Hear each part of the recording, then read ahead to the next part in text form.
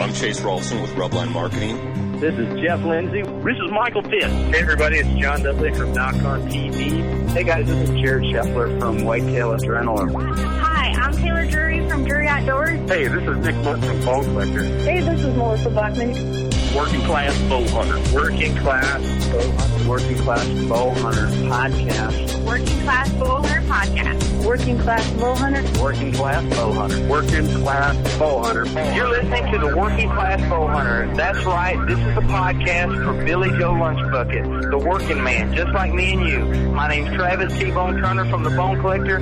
Thank you for tuning in. Nobody pushes the envelope like Working Class Bow Hunter. It's really not that good. Working Class.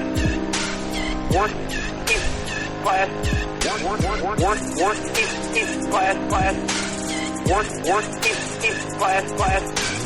Working Class Bow Hunter.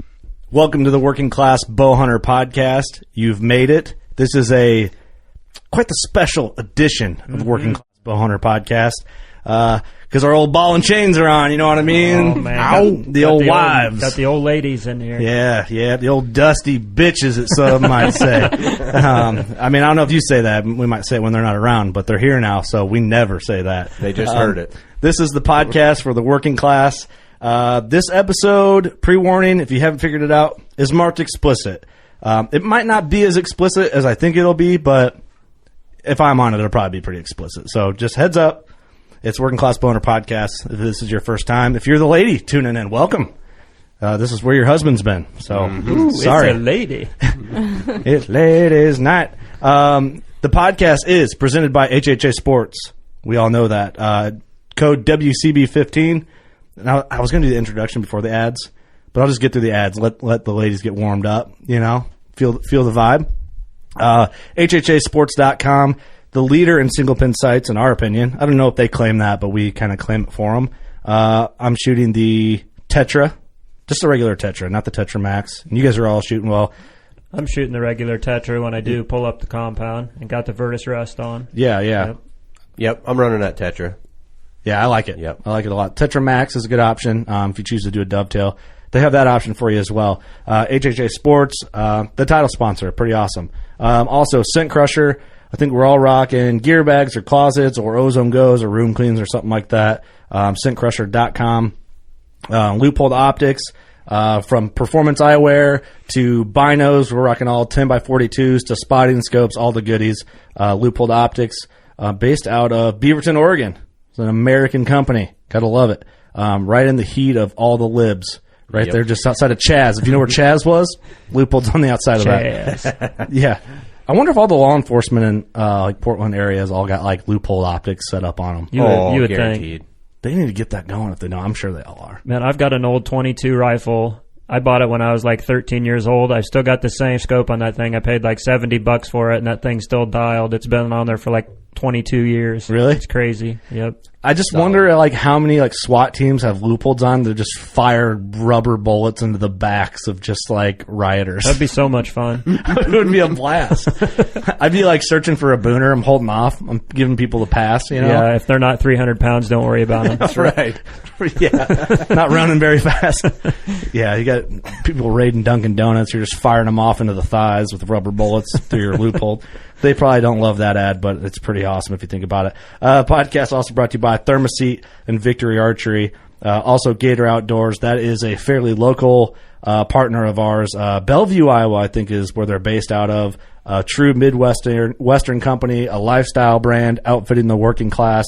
GatorOutdoors.com, code WCB10. Also Elite Archery. I think we're all shooting cures. Yeah. You got a cure rocking? I got a cure. Yep. You're still Ritual 35? I'm still shooting the 35. Yep. The ladies, you guys are all shooting elites, right? Get you guys included in here. Yeah, Leah's got an elite hunter. Yes. No kidding. Yep. Sam's still rocking a Spirit, but we have you the and I'm drawing a blank for some reason because I'm being put on. I put myself on the spot. My pretty teal bow. Yeah, we have a new bow that we need to set up. Why am I drawing a blank on what that bow is?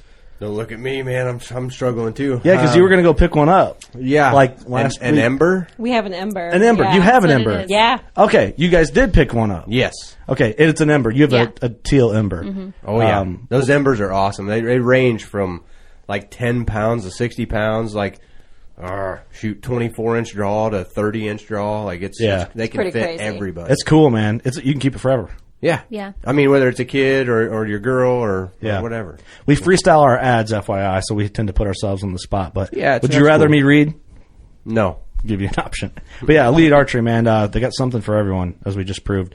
Also, Big Tine, code WCB 2020 is still active. From supplemental feed, which none of us can do because we don't live in Iowa, but food plot from Buck Brunch to Foundation Clover to Clover Select, all the goodies, bigtime.com, code WCB 2020.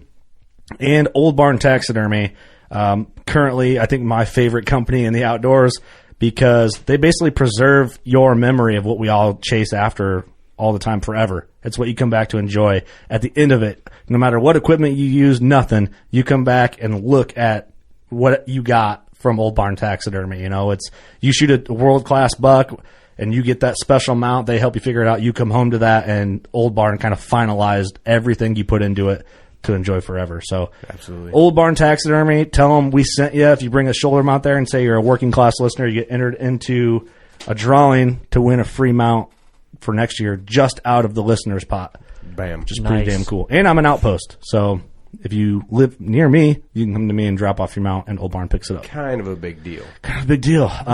New things, quick, before we get into the business.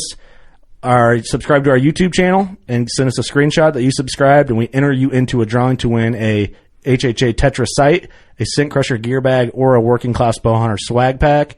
Chandler's first traditional buck video is up. It's live now. Yeah, get on there and check it out. Good feedback so far? So far. Had a lot of positive vibes. We had one dislike on it. I saw that. Thumbs down, but then it's gone. That's probably a guy from back home that doesn't like me very much. Well, or it was probably an error. Could be. Yeah, he's like, oh shit, I accidentally thumbs up when I meant to double click. Oh, yeah. Or thumbs down when I meant to double click the thumbs up. They were overly excited about thumbs upping. That's what happened. He was watching the video so intently, he accidentally clicked the thumbs down. Mm-hmm. That's what happened. It's legit. Yeah, that is what happened. The video is not, it's not show quality, but it's kind of, I don't know. I thought it turned out cool. We're not an outdoor channel. We're just a podcast. That's right. We're doing videos on the side. We're not like a failed hunting show trying to do a podcast. We know what we are. You know what I mean? It's tough out here, but business is good at the same time. Hammer down. Hey, you know who you are. I'm just kidding. Sarcasm. Kidding. Everybody calm down. This podcast, we got the ladies in here. I guess we'll do a round table. First, Kurt Guy, you know me. Ross Beggar. Austin Chandler. And then we have our wives. And since Austin was last, we'll start with his wife. Leah Chandler. We have my beautiful, beautiful lady in here. Samantha. What's your last name? Geyer. Okay, just checking. I'm here. Thank you. Robin, what's up? Hey, Robin Bigger in the house. This could get ugly or really good for us. I don't know. I got mixed vibes right now. I think it's probably going to be a little of both. I think you guys are more nervous than you need to be, but I know. I'm honestly not nervous. We'll find out. We'll see what happens. So I guess we don't really know what the goal is on having our wives in on the podcast, but it'd be fun to give them some time on the show to kind of talk about us, talk about being a wife to, I guess, hardcore hunters, for lack of a better term. Yeah, what the lifestyle's like. Yeah, how to, the good, the bad, the ugly, frustrations. Yeah, maybe vent a little bit if you need to vent. Yeah, vent a little bit. So, I mean, we can cut up for a little bit, and then I think we're going to step out and let you guys cut it up and, do your thing, and then we'll come back in and we'll conversate, and then we'll do an unpopular opinion at the end. So, what's up? What do you think? First time on the podcast ever? You've been on before, Sam, but just doing intros and stuff. Yeah, just little things. We're going to rock this. I'm just saying. I hope you guys do. Here's the thing. You guys completely shit on us when we leave the studio. It's still good for business. It's going to be interesting either way you dice it. It is. The goal is, guys, if you're listening and your wife would never listen to the podcast, or if she's not supportive, maybe this is a good one to get her to tune into. Send it to your mother-in-law. Finally, let her get a taste of her own medicine. She shit. I don't know. Maybe that could backfire. I don't really know what's going on. We're going in on this. It's your game, man. It's your game. Just play it how you want. We're just going for it. You guys feeling nervous or what? Excited. You're excited? Good. See, that's the energy we need. Just here talking to friends. No big deal. Yeah. Just friends. We're just friends. Why don't we start with, like, you guys have shot a bow before, or, you know, we talked about that. You guys have bows. So. You guys all have some hunting experience. How did you guys shoot bows before you were with us, or did you just... No, I mean, I've had people in my family that have hunted, but I never personally got into it. And it's funny because the first week, I swear, when me and Austin first started dating, he's like, so I have an addiction. I have a problem. I'm like, oh, God, here we go, right? I hunt a lot. Okay, great. I don't think she realized that it was actually an addiction. Yeah, and so it just kind of became, it just kind of spilled over to me. Before this, and this is a question to everyone, because Sam kind of, not, I don't know, we were so young when we started dating. Because I was 18. Mm-hmm. Yeah. You were 17. 17. And so, fairly, like right out of high school. And that when you guys met. We were in high school. 17. So, little different. You guys are like ahead of us. Sam and I are kind of in between, and then you guys are after, because how old were you guys when you guys started dating? 29. Yeah, close to 30. Yeah. Okay, so interesting. We kind of have like a multi-layer setup here. So before you had met Austin, did you have any experience to this level of like passion for hunting or anything really? Not at all. No, not even close. Was it even on your radar? Have you had ever even thought about it beforehand? Do you know what I mean? Like that someone could be that into like hunting or whatever? No, I mean, because usually the experience that I've had is just people kind of go out, they get their meat, and they're done. But that's, not the case. Sam, do you remember when we started dating? Because I know the first shocker would be like coming to the house and seeing some of the heads or something like that. Yeah. That's like the first deal. Mm-hmm. I remember that because you had a basement filled with deer heads, and then you had like a wallpaper mural in your basement too, and it was like of deer in the woods. But it didn't freak me out. Yeah. But I don't think I was aware of how into it you were. But we were still young, so I think you were kind of on the ramp up to getting into bow hunting. Mm-hmm. Yeah, for sure. But before, I mean, I know you have uncles that hunt, but like what level of hunting exposure had you had before we... I don't even think it was on my radar, to be honest. Yeah. I mean, I have uncles who hunt, but I have a huge family, so I wasn't involved in that sort of thing. Yeah. I may have been aware of it, but that's about where it stops. What about you, Robin? Oh, I was incredibly like a girly girl. Never thought I could kill something in my life. So But then I quickly realized that as into it as Ross was, if I wanted to spend quality time with him, which is kind of my love language, quality time, I would have to get into bow hunting. So quickly makes sense. Picked up a bow and started. Makes sense. So we started taking her. I mean, I forced her to come with me to shoots. And Robin, you want me to help you with your mic there? She walked around and watched us shoot. No, okay, here. Go, carry on, Ross. She walked around and watched us shoot a couple of times, and then after a couple of times of going to 3D ranges and hanging out with friends, it's all good. We just dropped the mic, no big deal. So I'm new. I don't know what to do. Anyways, so that's kind of how you started. You got her a bow, and then you guys started going. We got her a bow, and then she started going to shoots every weekend. We had a couple of friends that we went, another couple, and this was before kids, and we were shooting. I mean, like every weekend. I mean, it was a cool thing. We'd get up early, we'd go shoot, and then we'd go out and grab some lunch, and then depending on where we were at, we'd go hit an outdoor store and just. And she thought that was fun. And it was a blast. I mean, it was just time together and time with another couple, and we were having fun. And she shot enough that I kind of roped her into, hey, we should go to the timber, and I think we should start hunting. Well, I feel like Robin's kind of a natural too. I mean, women are usually pretty good shots right out. That's a fact, though. Honestly, is that right? I swear it is. Zero ego. Don't stress about it. Interesting. Well, they don't have years of bad habits build up. Like you can coach them, and they listen, and Leah shoots very well. I think it's, and I'm not, obviously I can't speak for everyone. From what I've seen or what I've heard other people talk about, because I feel like you're a good shot, Sam, but a lot of it is like, we were kind of taught to guys more than women, and talking in percentages, kind of like, all right, there you go, you're doing good, and the rest is on us to like figure it out. Where like I might be like, hey, all right, this is what you got to do, draw back like this is how, like if we teach you, we know all the years of us fucking up, we can get you on the right track quicker. Right. So you don't do the same years of messing up and learning as we did. So maybe that has something to do with it. But you guys, it's like in our heads naturally that we have like an ego built in as men that we have to like break through. Right. Women are more, instinctual and detail oriented than men are. Well, I know Sam's a good shot because there a couple years ago at the shoot at Jeans. Yeah. She was hitting the ping pong ball. I thought I was pretty hot shit. I shot 2 ping pong balls off the air, the fan. You know, just kind of floating. Floating ping pong balls. I shot the first one. I'm like, I'm big shit now. And then I shot another one, and then Sam rolls up and shoots 3, like boom, boom, boom. I'm like, okay. That was so much fun. Yeah, that is fun. I got a picture of my phone with me and Sam sitting there with and Eric, I think's got one. Eric, yep. Yeah, definitely. That was the shoot a few years ago. Man, that was a hot one too. I remember that one. Oh, that was hot. Yeah, that's why we try not to do the shoots in July or August anymore, and do them June when it's like back and forth. Yeah, weather. It's warm but not unbearable. Yeah. So interesting. Yeah, like the first exposure to hunting.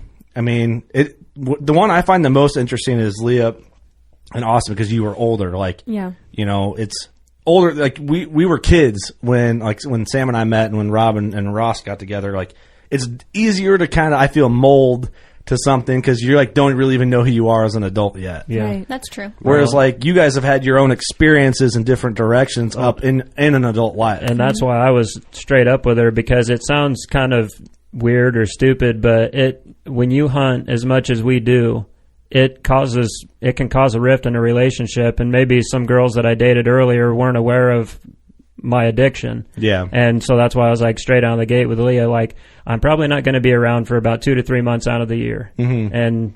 But you were straight up with her, though. It's not like you didn't like, oh, we'll see how this happens, and then boom, hit her with it, and she's like, what the fuck? Like, I didn't know anything about this. I think that's a key thing with having a hobby you're so into is like communicate it. But the thing is, it's like you're not really into a whole lot of other shit. No. But it's more than 2 or 3 months a year too. But like I'm just not there for 2 months. But it's it's constant. It's 12 months a year. Right. Yeah. For sure. No, I mean that's the thing too. Like when I found, because I dated other girls obviously through high school and was really into hunting, and I found that was the time that my dating relationships would go downhill because then I wasn't around. So then my old lady could mess around on me while I was in the woods and have no idea about it, or something, something to that nature. That's where complications stem from. And I think there's probably a lot of adult relationships where that happens too, which is silly because that's for dating when you're a kid and you get that shit over with, and then it's adult time now. Like, does that make sense? Do you guys think that's? I mean, we don't see it because we're all in relationships, but that's probably something that goes on, right? Oh, I would imagine. Yeah. Yeah.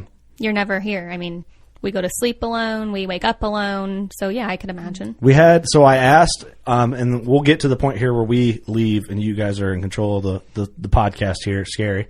But I asked on the story, what are some things that your spouse complains about with you hunting or whatever? Most of it's time away.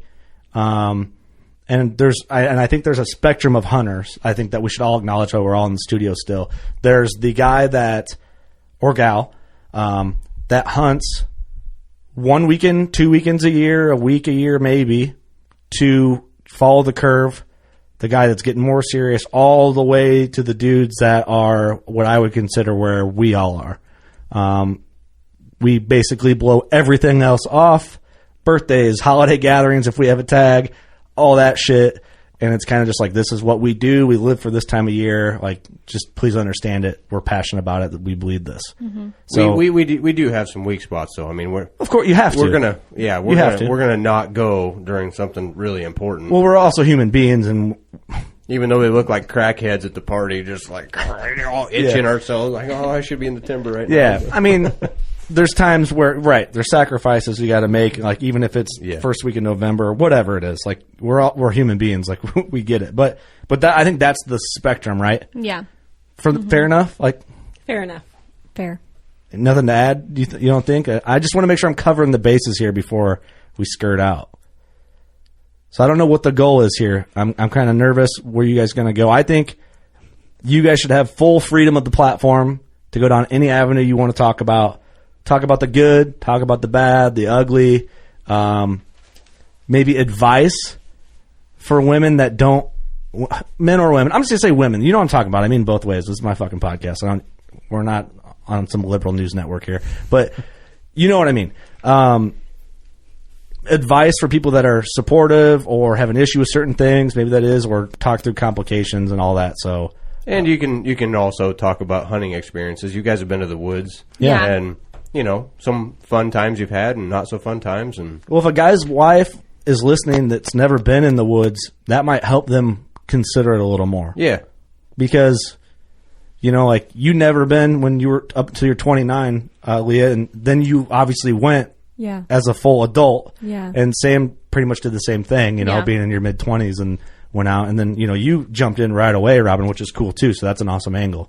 I just wanted to cover the foundation here and then dip out. So, I think it's going to be kind of cool too, because a lot of wives out there might feel like they're alone, like their husband's the only guy that's this obsessed with it, and they're just sitting at home and they feel really alone about it. Whereas maybe you guys get to talk about it a little bit. Some women are going to realize that they're not alone. There's a whole shitload of guys out there doing this. Yeah. Yep. I feel like this is starting to turn into a support group or something. Yeah. We're here for you. Maybe we'll just do this every 6 months, twice a year. It's therapeutic. Hey, ladies, we're back.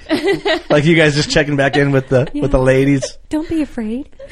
How you guys been? What kind of wine you drinking? November 14th. So, what are you doing tonight? Yeah.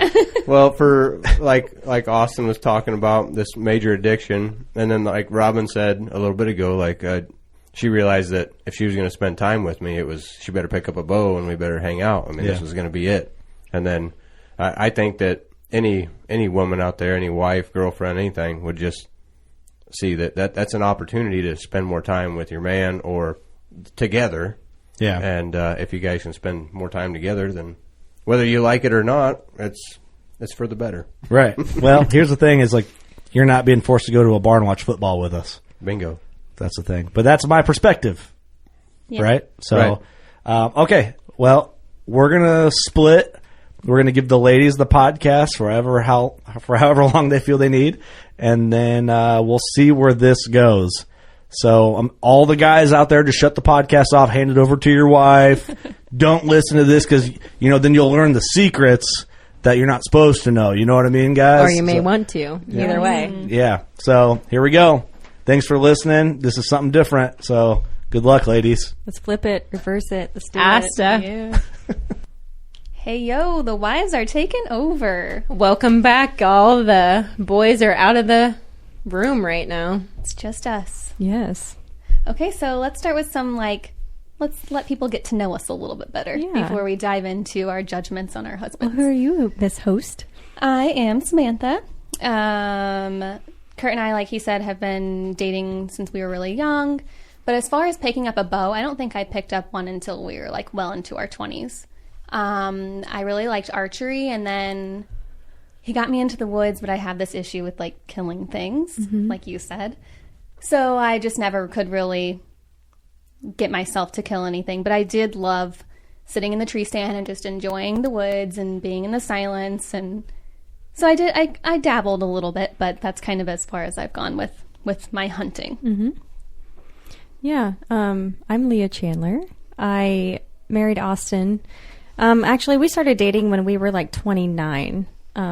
We did know each other in school, though. We were in the same class. We grew up together, which is kind of funny now that we ended up where we are. So, I had people in my family that hunted, but nothing to this caliber. I do have a doe and a buck under my belt. It's pretty fun. Yeah. I find enjoyment of, bringing your own food to the table. It's very rewarding. It's a lot different experience than going to the store and buying your meat, not knowing what those animals have been through. I know exactly where my animals have been and what they're eating, and I find that very rewarding. It's probably my most favorite thing about Kurt being a hunter is the meat that we get to have in our freezer all year long. Yeah. Robin over here, married to Ross Bigger. So Ross and I started dating around, I think it was our end of our junior year in high school. And I probably started hunting at 19, 20. I would say. I probably started shooting my bow with Ross at that point. And then started hunting with him. And then specifically, I started hunting on my own at that point. I've shot a buck, and I think it was just luck of the draw that day, and ended up heart shooting that buck. But hunting is hard. Yeah. And I haven't, once we started having kids, before that, I was getting to where I was going by myself, enjoying the timber, and it was just really peaceful and relaxing. And but then as soon as we started having kids, and we had 3 kids under 3, so boys, sweet little boys, we started prioritizing. So Ross was hunting at that point, and I was staying at home and caring for the kids, and that's just how we worked it out. And so I just this year, after about 7 years, started hunting in the timber again, and I don't remember it being this hard. Yeah. The commitment been a while. Really something you're going to have to take into consideration. Is you just can't go out and just blast one. You have to really consider winds and patterns and scents, and there's a lot more that goes into it than what people think. And so how stoked were you when you shot your first deer? Oh gosh, I was pumped. You were? I totally was. It was just a doe. I feel like I would just cry. Like, oh my God. I didn't. I didn't know how I was going to feel about it, to be honest. But in my mind, I rationalized it because, like I said, you buy meat from the store, and a lot of the chickens are in these just horrendous chicken farms, and they're being pumped full of hormones and all of this crap. It's not ethical. Yeah. No matter how you dice it. It's just not. So for me to be able to go out and make an ethical kill and a clean kill and bring it home, that is the best way that you can put meat on the table for your family. Yeah. So I was pumped. That's cool. Yeah. Harvesting for your family. That's awesome. Yeah. Yeah. No, I got this sense of adrenaline that I never thought I was going to have, which was really, I don't know, kind of empowering. I thought that I never thought I could kill anything ever. And then when it happened, I was like, it was just crazy. The sense of emotion and adrenaline that rushed through me, and the shaking afterwards. And I'll never forget Ross's face, when it happened. And he was in the stand with me, which was pretty incredible. But, I always rely on him for hunting advice, and but sometimes he likes to mess with me. Oh. Sometimes he gives me advice just to see if I'll do it. Oh gosh. Rude. Yeah. So I'm gonna tell you guys a little secret story here that is incredibly embarrassing. But this will only be shared once, and tonight in front of who knows how many people. But I was just starting to hunting on my own, and I went out one morning. There's about 2 or 3 spots I feel comfortable going on my own, that I know I can get in there. I can get in there safe. I won't have trouble finding the stand. I won't get lost. And so I went out there, and there was this doe at the top of the hill behind all this brush, and she started stomping her legs at me, just stomping the ground and just blowing at me. Yeah. And I'm like, what in the world am I going to do? I can't shoot her. She's behind all this brush. And so I call Ross. I'm at the, the very bottom of this hill. I'm like, what do I do? And so, I'm looking for him for advice and wanting him to be honest with me. And he says, you just need to run at her. Oh my God. Did you do it? I full steam ahead ran at this doe up a hill in all these layers like a Michelin man. Okay, hold on. What did you think was going to happen? Well, he told me that she would disappear if I just ran at her. She would run away. And she probably did. So I legit did it. It's like, who this bitch? I'm out of here. I ran up the hill at this deer as fast as I could go, and about 500 pounds of clothes. And I think I probably looked like the Michelin man for sure, just waddling up this hill as fast as I could go, and ran at her. She finally ran away, and I got in my deer stand, and I text Ross to let him know that I did what he said. It worked. I was successful. I'm in the deer stand now. And then things I've got to get better. And he just starts laughing, sends me these laughing emojis. And when I told him later I did it, he's like, you did not do I'm like, yeah, I did. You told me to. And he's like, well, I didn't really think you were going to do that. Yeah, so you probably didn't see anything for the rest of the night, did you? No. Weird. Not a thing. Oh, that's so weird. That's so rude, Ross. So, ladies, I'm just saying, don't always listen to the advice your husbands give because sometimes they're just playing games. Yeah, if it doesn't make sense, don't do that. Yeah. Don't trust them 100%. I feel like with our husbands and the caliber that they hunt, it's almost like a different standard, too. I'm switching gears a little bit just from him, like, messing with you. But it's just a different standard because they hunt their hearts out 100% of the time. You know, it's not just, like, once a year. And so, you know, Kurt's trying to encourage me, just, like, take the first buck you see. And I'm like, there's no way. Like, I live in a house with all these deer heads on the wall, and I'm not going to take this little dink. You know what I mean? So... Well, you got to start somewhere. You do, though. and that's what he keeps telling me, of course. Because my buck went 132, which... That's great. Austin That's Chandler's standards, it's like, oh, cute. Yeah. But I was damn proud of it. And it was my first buck, and, you know, like, his first buck wasn't 180. I mean, let's be real. You have to start somewhere. Like, even when he went traditional, you know, his buck was smaller than what he would normally go for because it was brand new. Right. And that's really no different, you know. So I don't disagree with that. Take the first buck that you see. He's definitely right. It's just tough, I think. Yeah, I think that's solid advice. I will say Ross has always been... I get nervous in the stand because he's always you have to harvest a mature buck. You cannot harvest a 2, a 3, a 4-year-old. You know, he wants 5 and up. And so it's hard for me because I can't always tell when I'm out in the deer stand, number one. Like, I'm not seasoned enough to be able to know how old the deer is. And, you know, it makes me nervous. And then I don't want to shoot at something that could potentially be younger because I don't want him to be disappointed. Yeah.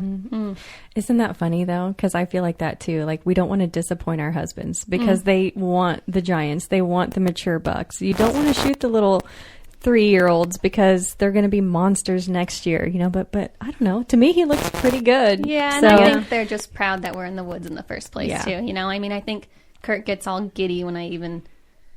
Because you're becoming a part of their world. Yeah. And get to understand what they do and what they love. And for sure. I think when I shot my first buck, Ross was more excited than I was. Oh my gosh, Austin about knocked me out of the deer stand. And mind you, I am terrified of heights. Me too. So not only was my adrenaline going, but Austin's like, yeah, grabbing my jacket. I'm like, oh, I think I'm going to throw up now because you have to let go and let me down and then we'll celebrate because I don't like this. Yeah. But it was really exciting. And it was really awesome that I got to share that with him too, because it was, you know, something that, you know, and I got to back up a minute because the whole, I have to tell you my addiction thing is silly to me. I don't consider it an addiction. It's a lifestyle. Yeah. So when he feels compelled to tell me that he has this life, that I have this addiction, like it's a bad thing, is ridiculous to me.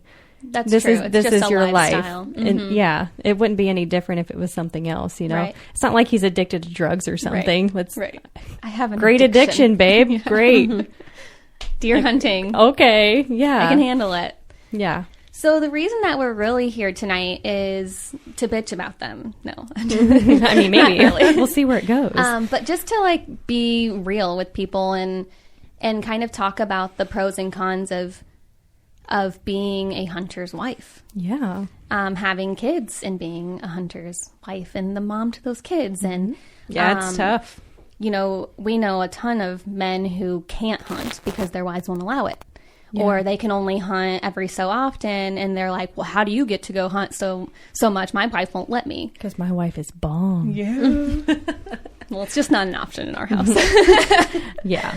It's hunting or, you know, nothing at all. Right. But with all those people out there and their wives, you know, they don't want them to go hunting because they're gone or it costs a lot of money or, you know, there's a million reasons. So we can kind of start by like addressing those reasons, telling what our pet peeves are and kind of like debunking them. Right. You know? Yeah. So. And we get it, you know, it's tough. We all have kids here and it does seem like when the husbands are gone, we kind of get stuck with all the responsibilities of, you know, parenthood and, you know, my husband likes to use the phrase holding down the fort, which... Yeah. Are you ever? yeah, this is my fort now because you're not here. But yes, I'm pretty good at it.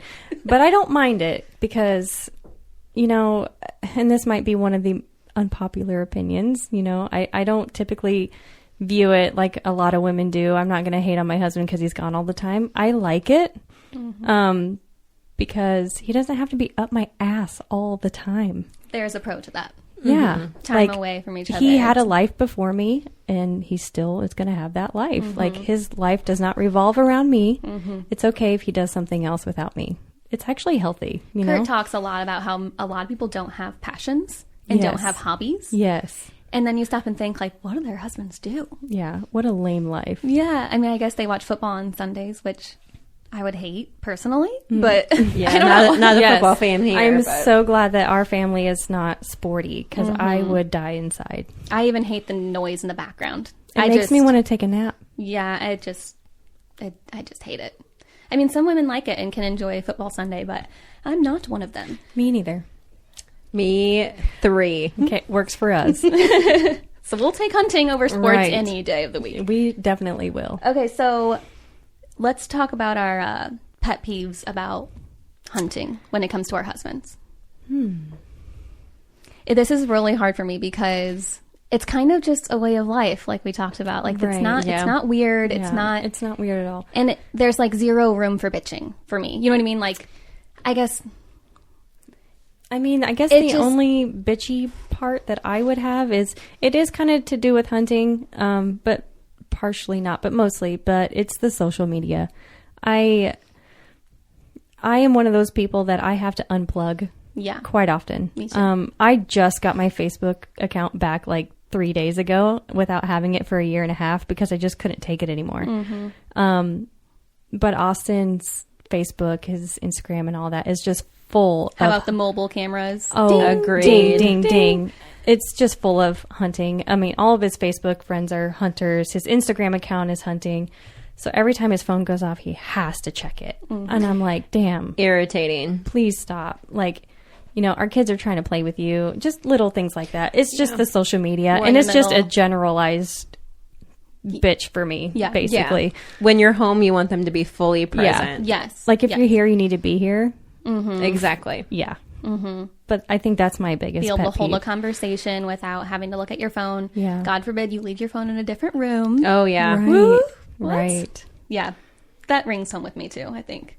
What about you, Robin?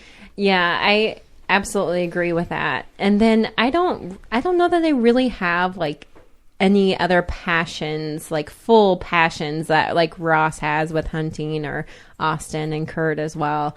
So I feel like sometimes I, just deal with it and stay home, and because I don't have any other things that I want to do either. But sometimes I feel like, well, man, I need to get passionate about something.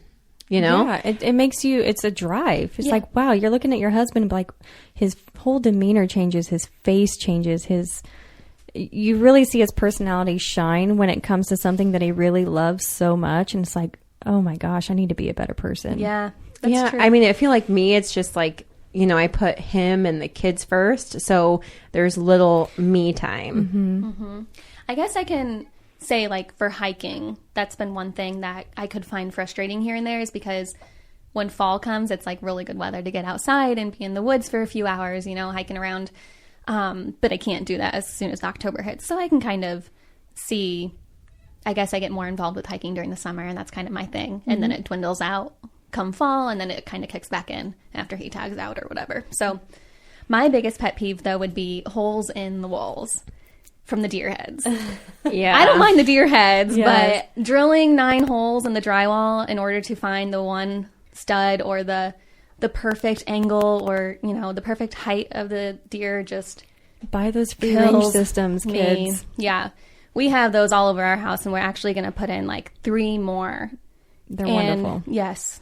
What was good about our house is most of our heads are upstairs, and we have barn boards, so the holes don't really matter. Yeah, that works perfect. I know. I was like, what do you do, like, when you had to rearrange these? You're like, we just unscrew the screw and just stick toothpaste in it and let it dry and paint over it. It's a thing. Yeah. I mean, we have a really old farmhouse. Like half of it's like plaster and lath and the other half is, drywall. So I have, Ross has his own man cave. So all the deer heads go out there. The house stays free of deer heads. It's like a win-win for everybody. Yeah. Yeah. It's nice to have that space, but Kurt talks a lot about building a man cave and having, they're going to move the studio out there one day. And he's like, what are we going to do when there's no deer heads in the house? I was like, you can't take all of them outside. I feel like that's kind of that's our decor. That's our vibe. Yeah. That's our house. Like, you can't take all of the deer heads outside. So we're still kind of, it's up in the air. He's like, well, I'm going to take all the big guys outside. I'm like, that's no fun either. I want something in the house. And when somebody comes in the house, it's like, oh, this is it? Yeah. Yeah. Where's all the other ones? Oh, got to go to the man cave. Yeah. I don't know. So I'm kind of torn about that, but we'll see when it comes. Yeah, Austin was trying to take the ones out of the living room because those are our tiny guys. And he was going to put them all upstairs. I'm like, well, what are we going to put in this hole here? Yeah. Leave it here. It looks great. Yeah. But, I think we all are kind of on the same level with that. We're little roughnecks, We come from the backwoods of town or whatever, and we're totally used to it. Our house looks like a barn. I mean, it's cozy, it's comfy, and it fits. That's your style, and that's what you like. Not everybody likes that. Some people like white, clean walls without deer heads hanging on them. Yeah, I had a friend ask me to bedazzle my next buck, and I'm like, wow, go home. Yeah. No. I know. I'm not into that. Please, God, no. Can you get a bedazzle set now? Like, can you still do that? I'm pretty sure. eBay. That's not just like an 80s thing? Maybe not. Put it on my jeans even. But my thing is like for the deer heads, some women think it's gross. Like, ew, I don't want deer heads hanging in my kitchen or my bathroom. I mean, my bedroom. I can see the perspective there. But it doesn't freak me out. I'm used to it. I think we're all used to it, yeah. If you can have a leather handbag in your house. Yeah, wear your snakeskin boots. You can have a deer head. But I kind of get the whole, like, they're looking at me thing. But I think once you get a better understanding of taxidermy and the art behind it, like, it's just leather wrapped around foam. And that's how I feel about your porcelain dolls, so... Those are creepy, too. Very creepy. Yeah, especially the clown ones. Super creepy. Just gross. Another pet peeve that women would have, obviously, is that they're gone all the time. How do we deal with it? Okay, well, I don't deal, air quoting, I don't deal with it because it doesn't bother me. I mean, the only thing that I can say is I'm not like the perfect wife. I have gotten on Austin before about trying to be gone all the time and all of that, but it's about balance, Mm-hmm. He can do whatever he wants. Like I said, he had a life before me. He had a passion before me. What kind of a wife would I be if I took that away from him? And I would literally be stripping him of all that he is if I did that. That's not why I married him. I married him because that's who he is. But the balance, as long as he's doing things with me and the kids and, just we're the yin and yang. Yeah, because don't you miss him sometimes? But that's a good thing. Mm-hmm. And don't you get a little sad that he's not around for the kids and certain milestones or just basic everyday life? Yeah, and I do. And we're very open and honest when we communicate. And I've told him, before that we need you around. We need you for this. We need you for that. And Austin's a pretty cool dude. He takes it. And he takes it. He understands it. And we've made it work. We have a great balance in our relationship. Like I said, he'll do vacations with us and the kids. He's an excellent father. Mm-hmm. So as long as he can maintain that balance, he can do whatever he wants. Yeah. Yeah.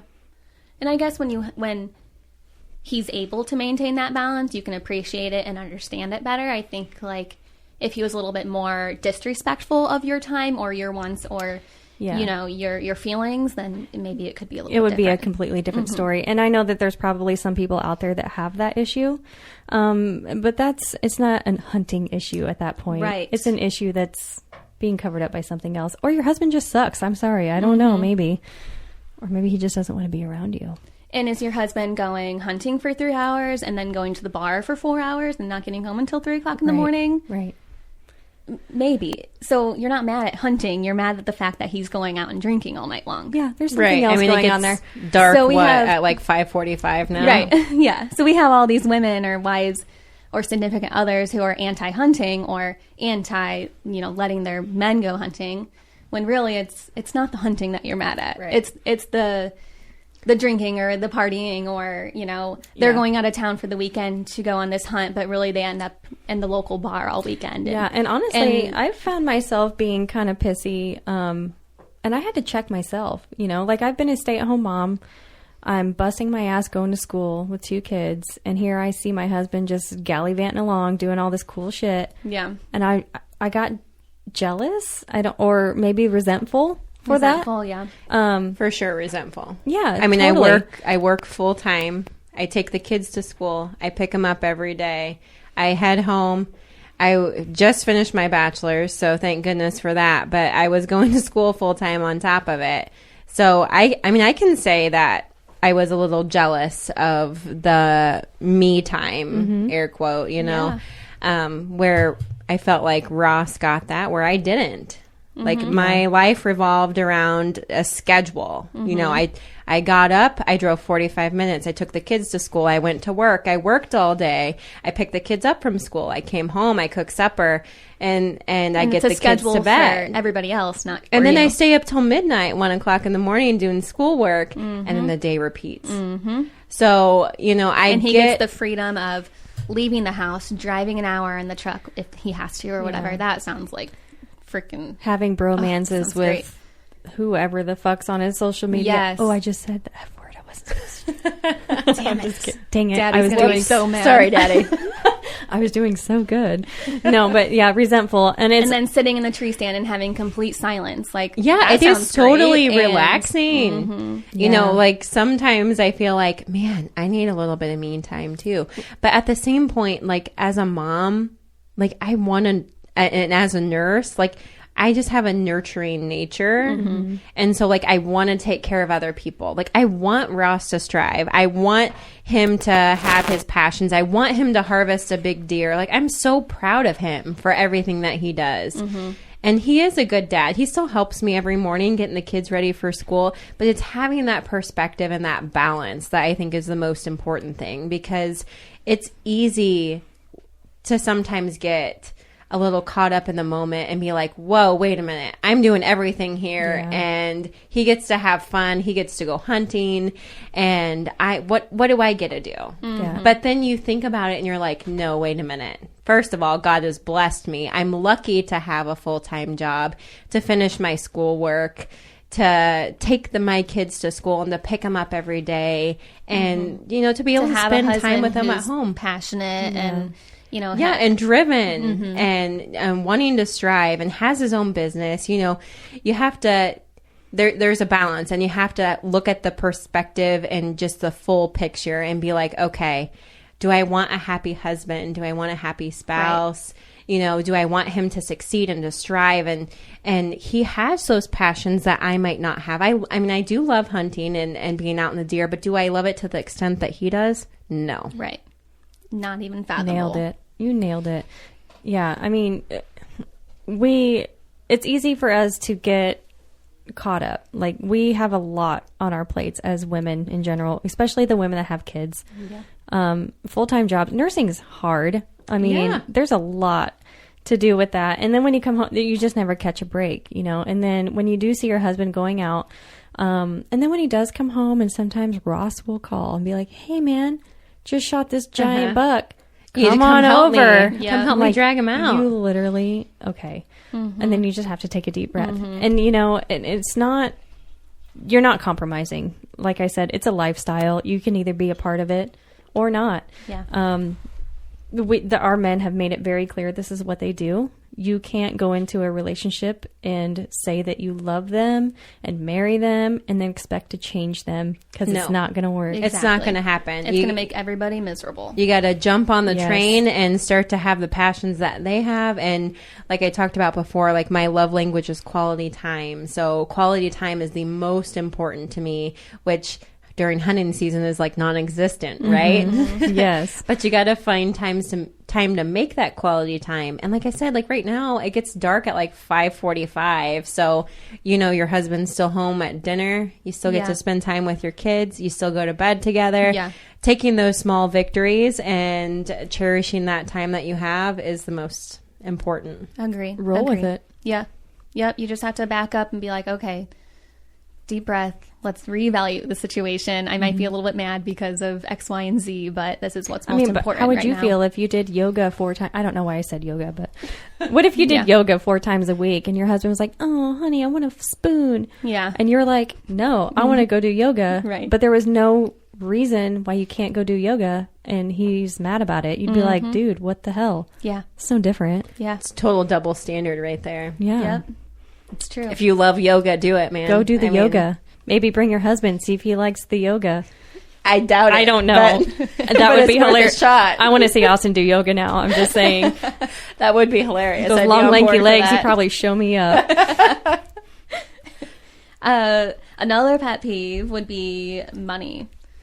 The amount of money that goes into hunting. I mean, the equipment. Oh, boy. Some people renew equipment every year. Some people will use the same equipment. Yeah, Ross is definitely one of those that has the best of the best. I have to say, Ross is the worst. He is with this.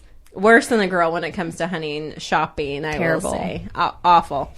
And then but he likes to spin it. Like he's a really good salesperson. So he went to that South Dakota hunt, and he's like, "Well, I've already paid for that plane ticket. I was supposed to go on that bear trip in the spring, and we ended up driving. So I've got this plane ticket, and if I don't use it before December, then it's just worthless." Okay, solid. Solid point, Ross. So when he's buying like top of the line equipment, is he using it for years and years to come, or because I'm kind of like that? Like I'm not going to buy a straightener for $20 that's going to rip my hair out and then buy another one in 3 months. I'm going to buy the $100 straightener that's going to last me years. Yeah, I mean, I'd like to say that he does that, but he adds on, top of the line name brand stuff every year. So isn't this okay? So perspective here, but the hunting industry has boomed like hardcore. So there's always something new coming out. There's always the best camo, the best marketing. This, the best that, and I'm like, what is happening to this industry? There's always something new to buy. It's crazy. It's like the beauty industry. Like, yes, for sure. Go get this eyeshadow. It's perfect. They're getting the men on board with all this hunting shopping. It is crazy. And to hear Austin talk about it, I'm like, okay, dear, that's cute. Yeah. Whatever. But honestly, Austin, he spends a lot of money on hunting stuff. Do I know how much? No, because I don't ask. I don't care. My thing is like I said, I've been a stay-at-home mom for the last 5 years. It's his money. He can do whatever he wants with it. He puts food on the table. My house is awesome. I mean, I'm going to school. Me and the kids don't go without anything. So I'll back up a minute and say that it's your money. You guys are a married couple. I mean, yeah, totally. But like, he doesn't make like sacrifices on one thing to like buy something else. Right. Like our bills are paid. Well, honey, you can't get new socks because I just bought this bow. Sorry. Sorry that Izzy wants to play band and I can't afford a trumpet right now because I just bought Sitka camo for $2,000. Right. What is this? Seriously. Right. Okay, well he did just buy Sitka camo and he was trying to tell me how much it cost. Everyone. I'm like, you shut your mouth. I don't want to hear it. Yeah, legit, Ross. But I have to give him the benefit of the doubt. He's been wearing like Farm King camo for like the last 20 years. And Kurt will even tell you how awful it is. Like you've seen his videos. He has a fanny pack. I mean, nobody does. Yeah. The fanny pack's coming back though. I know. I'm like, you were styling, didn't even know it. Too convenient to deny. Yeah. So he did. He went all out. He's going to Alaska, baby. He's got to have that Sitka camo. Yeah, he is next year. Yes. 2022, Ross and Austin. Yes. Yeah, the money. I'm the same way with the money. I mean, he just kind of spends it himself, and it's not my money, and it doesn't bother me. It's our money. I get it. But you know what? Like, I spend money on coffee every morning. Like, I buy a $5 coffee every morning. I know. Right? That stuff adds up. I love Marshalls. I like Marshalls. I go to Target all the time and spend worthless money on the kids. They don't get that. If we're hindsight 2020 here, like, I'm just as bad. Right. Just go to Target and let it tell you what to buy. I don't try to justify my purchases though. I'm like, it was cute. And I got it. Exactly. The kids need new pants. They rip the knees out all the time. I mean, it's got to happen. Austin usually doesn't give me crap for that, though. Well, that's the thing. You don't have husbands bitching at you. What are all these bags and bags? What are these boxes from Amazon showing up on the door? So why would we do the same thing when it comes to their camo? Right. Or their hunting gear. Right. Yeah. And Austin's really great with money, too. So I know he wouldn't just be blowing it. I think all of our husbands are pretty financially responsible. Yeah. Again, so a lot of women might be not hating hunting, but hating their husbands. I mean, maybe this is where we're going with this. Maybe your husband just sucks. But again, it's all in perspective, right? Look at what I spend. Yeah. And then look at what he spends, and I'm like, it evens out. Right. Yeah. Some women don't like to eat the meat. I know that's kind of one of your strongest arguments is I like to harvest the meat and provide meat to my family, but some women just think it's plain nasty. And I know women that are like that, and I don't think it's the meat. I think it's the idea. Yeah, I agree. I think it's the idea too. And perhaps the way that they prepare it. Right, because deer meat can be very difficult to prepare. It's lean. You want some recipes, let me know. Yeah. And I do everything. I don't know about you guys, but I don't buy beef at the store at all. And we do everything. Tacos, burgers, spaghetti, chili, all of it has venison in it. And we just do the straight cut venison. And I think it's it might be an acquired taste. You know, sometimes when I go to a party and I have somebody's sloppy joes made from beef, it kind of tastes funny to me. Yeah. So I can see you get used the to other side. But well, and my kids would honestly rather eat deer meat than anything else. My son loves the heart. Ah, really? If you can believe that, yeah. And he knew what it was. The He's heart 5. is a mental game for me. I want to love it, but you just can't. It's the head game. And and it's honestly not my favorite. I'm pretty open, It's a different texture. Yeah. But there's a lot of people that love it, and my son is one of them, which is really surprising because he's very picky. But he went to town. 5 years old. Yes. I'm one of those though where if you're gonna harvest a deer or an animal for that matter, you have to eat it. Yes. Well, you could donate it. You could donate it, but if I'm going to go out there and harvest an animal, it's going to be one that we can harvest and that we can eat the meat from. Yeah, because I'm not going to kill an animal just to kill an animal. Yeah, it's got to be for our table. Yeah. Yep, I'm the same way, and I told Austin that. I understand that a lot of people in the industry are trophy hunters. I would say that I am, but I'm not going to shoot anything that's not going to be eaten. It's a waste. Yes. And then at that point, it's just kind of you just murdered that animal for no reason. For what? Yeah. Right. Yeah. So I agree. Mm-hmm. And if I don't, for whatever reason, I will donate it to a church or something that's going to benefit the community. There's a lot of people that need that meat that would be more than happy to take that. Yeah. So maybe if you don't like it, if you genuinely don't like it, don't knock it till you try it. And try it in multiple ways. Try the back straps, try them grilled, try them wrapped in bacon, try the ground meat, put it in tacos with taco seasoning. Yeah, make some jerky. Yeah. You know what? We discovered that if you leave the back strap whole, one big long piece, it's way better. Rather than cutting, slicing them up. Mm-hmm. I've had deer meatloaf that was fantastic. I just made a bomb-ass deer meatloaf the other night. Okay. I meant to. So Old Barn is making a nice blend of pork, beef, and venison. And Kurt's no. We always just get straight cut venison. But we were you know what? We better try Sam's specialty blend. Mm-hmm. So we tried it and we made burgers with it. It was awesome. And then I went to make meatloaf the other night, so I pulled out 2 pounds from the freezer, and I forgot to pull out Sam's Old Barn specialty mixture, and I just pulled out the straight cut venison that we had. And it turned out awesome. Wasn't disappointed. I couldn't even, it was not gamey. I was so impressed. And I was a little nervous because sometimes, a deer burger can be a little gamey. Yeah. I'm not bothered by it, but. And my little trick to the gaminess, because I can tell, if you don't let the blood drain out, it gets really gamey. But my little trick is that if you take something out of the freezer, let it sit in the fridge for 2 days, while it's defrosting, and you usually have it in a vac seal bag or something. Mm-hmm. let it sit in the fridge for a couple days. If it's like burger and it's like a roll, like stick it in like a glass or something so all the blood will drain to the bottom. Do you dump that blood out yes. periodically? So if you let it drain out in the fridge for a couple days, most of the blood's in the bag already. And that's where you get all your gaminess to begin with. So then after that, I mean, if it's like a roast or something, you can soak it, but you can't soak burger. That's just gross. So let that just kind of like drip in a glass in the fridge for a couple days and all that blood's going to run out and you can just do whatever you want with it. Yeah, that's a good tip. Yeah. Another thing that Kurt has started doing in the past couple of years is labeling his bucks and his does in the freezer.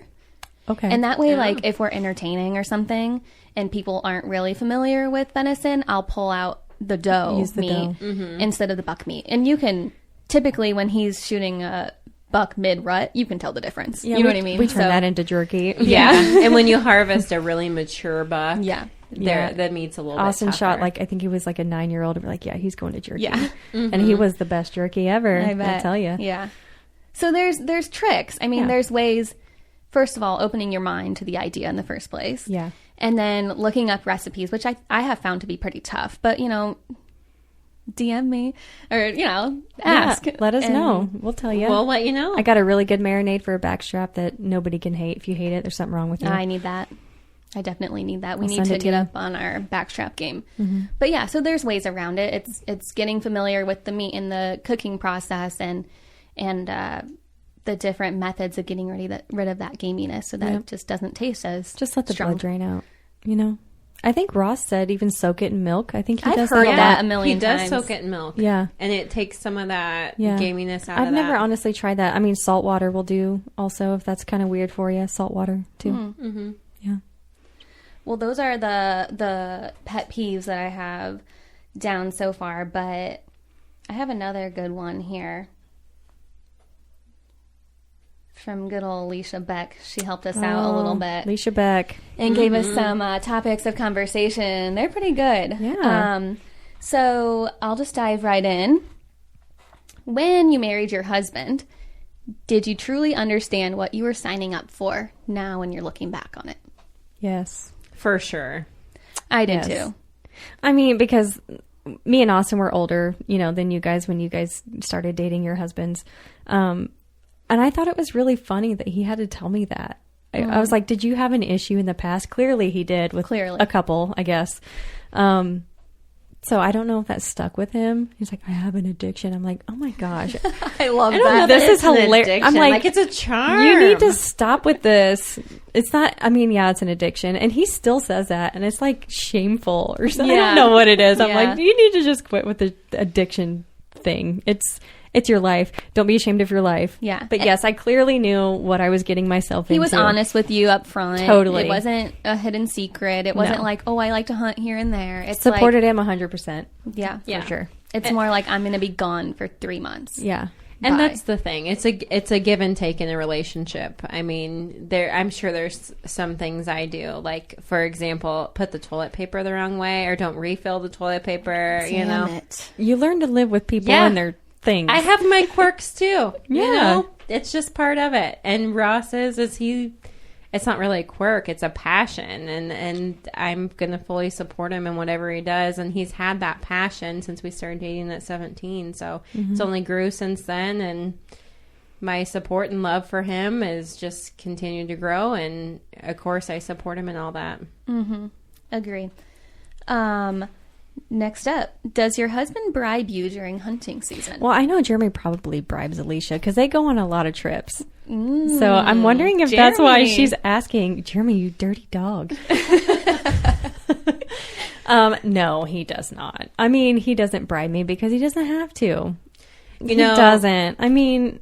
Do you ever get promised, like, a date for night? Sure. Okay. Wait, didn't you just get promised new furniture, which has yet to happen. Yeah. I'm just going to throw that out there. Just go pick it out. I mean, that was that bear trip, back in May? Yes. And he said, if I go on that, I'll buy you new furniture. But now it's, the kids aren't quite old enough. They're just going to destroy it anyway. Yeah. Exactly. But, shit. 5 years from now, we're going to replace it anyway. So it's like, hello, time to happen. Promise is a promise, dear. Promise is a promise. And it's been... Can't take it back now. Well over 6 months at Just this go point. pick it out and bring it home. So Ross, when you listen to this later, Mama needs new furniture.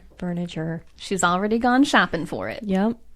Circled in the catalog. I don't think I've been bribed too much. I mean, I'm sure I can't really think back to every single year, but I'm sure I've been promised a date night here and there, or, you know. Oh, yeah. I mean, yeah, he'll take me out to some fancy place. Martinis is always great, and he knows I love those naughty schoolgirls. Oh my God, those things are good. Yes. I know, it sounds... Okay, it's a martini, you guys. Don't be weird about it. I mean, I like the pear, but... It's so good. Yeah, so... Yours sounds funner, I guess. Daddy's really good at taking Mommy out to eat. Daddy takes good care of Mama. And then we have fun time. Okay, so a little bit here and there with the bribing. Does hunting season ever really end? No. Absolutely not. Ever. Because after deer hunting... Shed season. And then there's archery turkey, season. And then you got to start working on trail cameras and food plots cameras, and... mowing. And then, for sure. You know, Austin's a farmer, so and then you got to start setting stands and then getting ready for deer season. Like, it's a year-round, 365-day thing, ladies. I mean, it's not a season. It's a lifestyle. It's not a season. All year round. Yes. And thinking that you can change that? Never. Nope. It's just not going to happen. Nope. And I think that even having that mindset makes everybody miserable. It makes you miserable because you're constantly pissed about his mind being on other things or yada, yada, yada. So basically... It makes him miserable because he's constantly narked at and can't do what he loves to do. Join in on the fun. Like, that's the whole thing. It is fun. Like, I found my first shed this year, and okay, when you're out shed hunting and you don't find one, you get super pissed. Oh my God, it becomes a challenge. You are right. So I found my first one this year, and it was a good one. I'm like, ooh, there it is. Look at that. And it was like a matching set. We already had it. And I was and that's all it takes, you know? So this past year, Ross brought his own sheds that he had, and we purposely planted them for the kids to find. Oh, fun. It was like the best scavenger hunt you can imagine.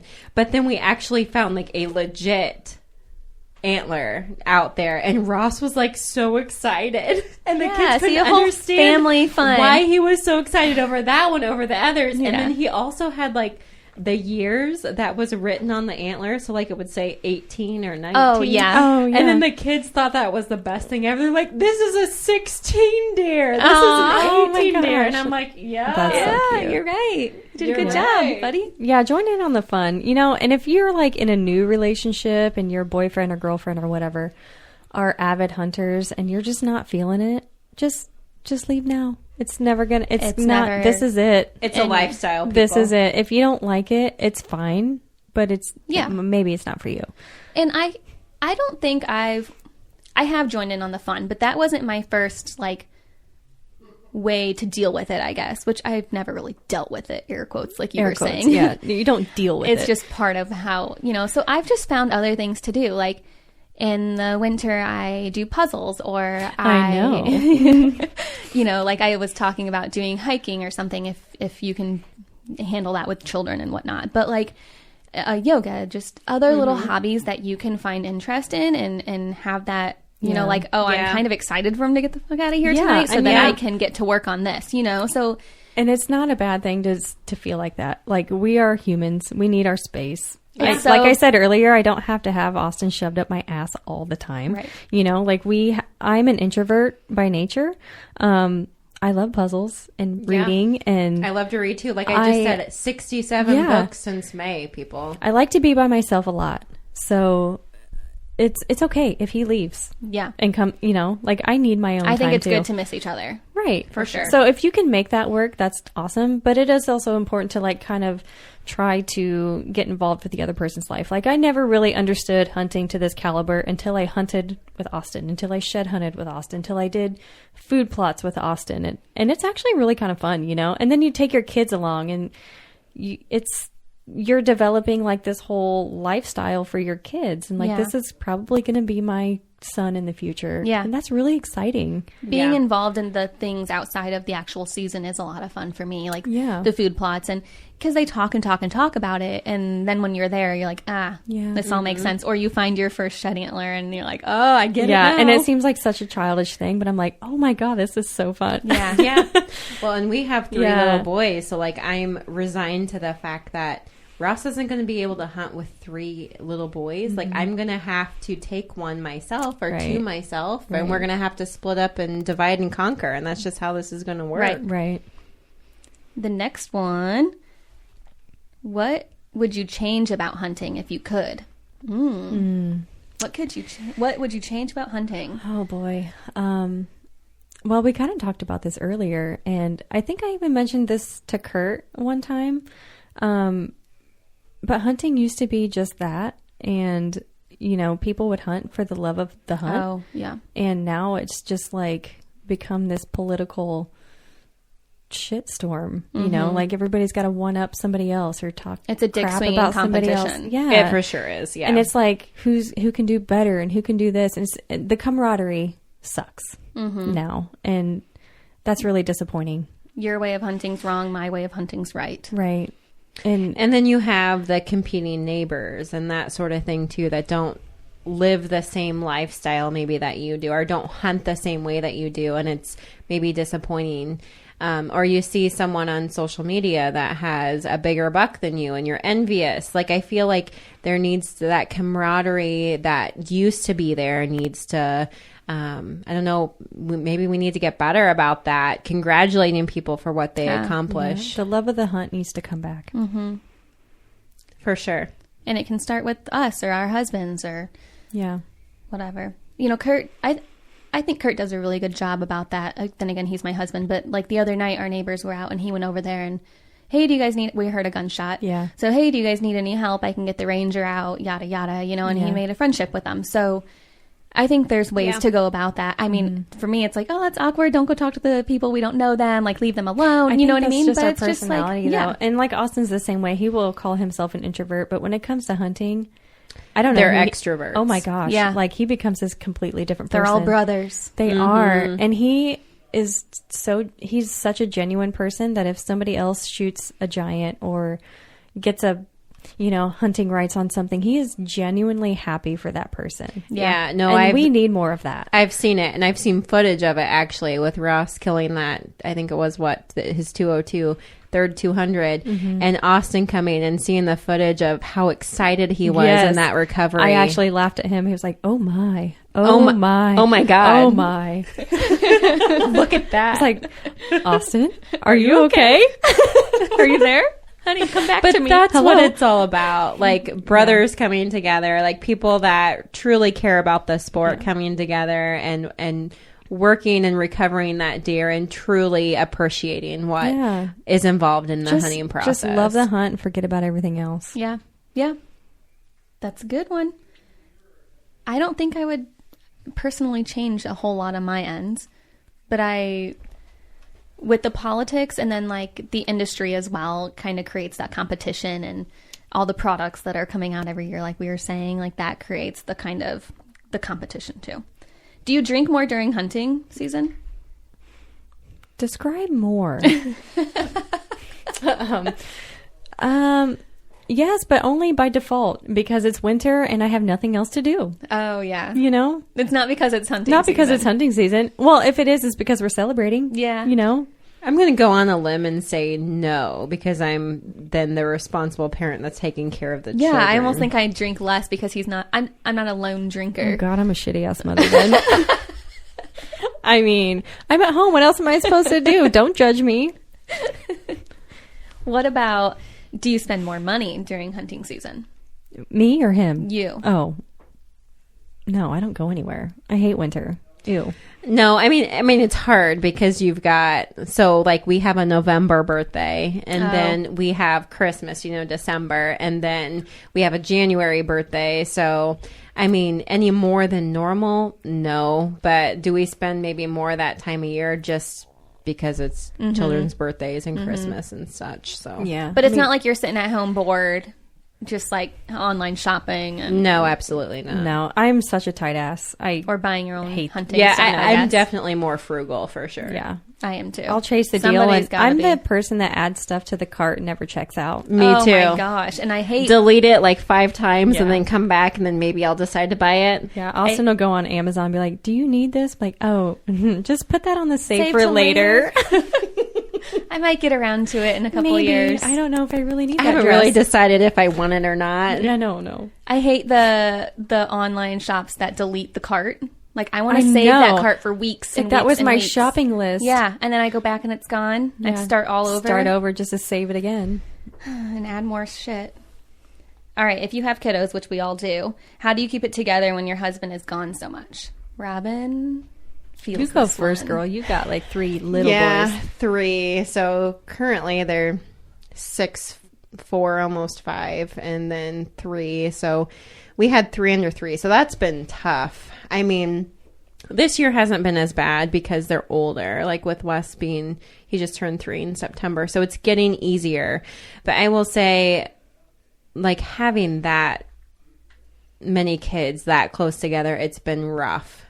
So like Ross hasn't probably hunted like he's wanted to the last couple years. But it's because it's been a lot. And I'm still working, so and was going to school, so it was a lot at one time. So it was kind of all hands on deck at that point. But no, I don't have remorse about it.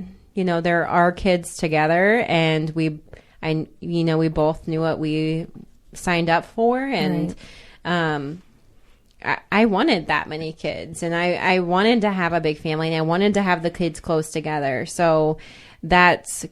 And we're all kind of in the early stages. I mean, Leah, Izzy's how old? She's 10. 10 and 5. Yeah, I have a 10-year-old and a 5-year-old. So, I mean... yours are a little bit older than ours. And, my kids were 5 years apart. So, Izzy... and she's, like, really mature for being 10. And she really is. She can hold it down, Like, I don't have to worry about her a whole lot. And my son is, like, probably the sweetest, best kid ever. He is. He's a heartbreaker. Mm-hmm. I mean... hello. Yeah. He's a Chandler. Come on.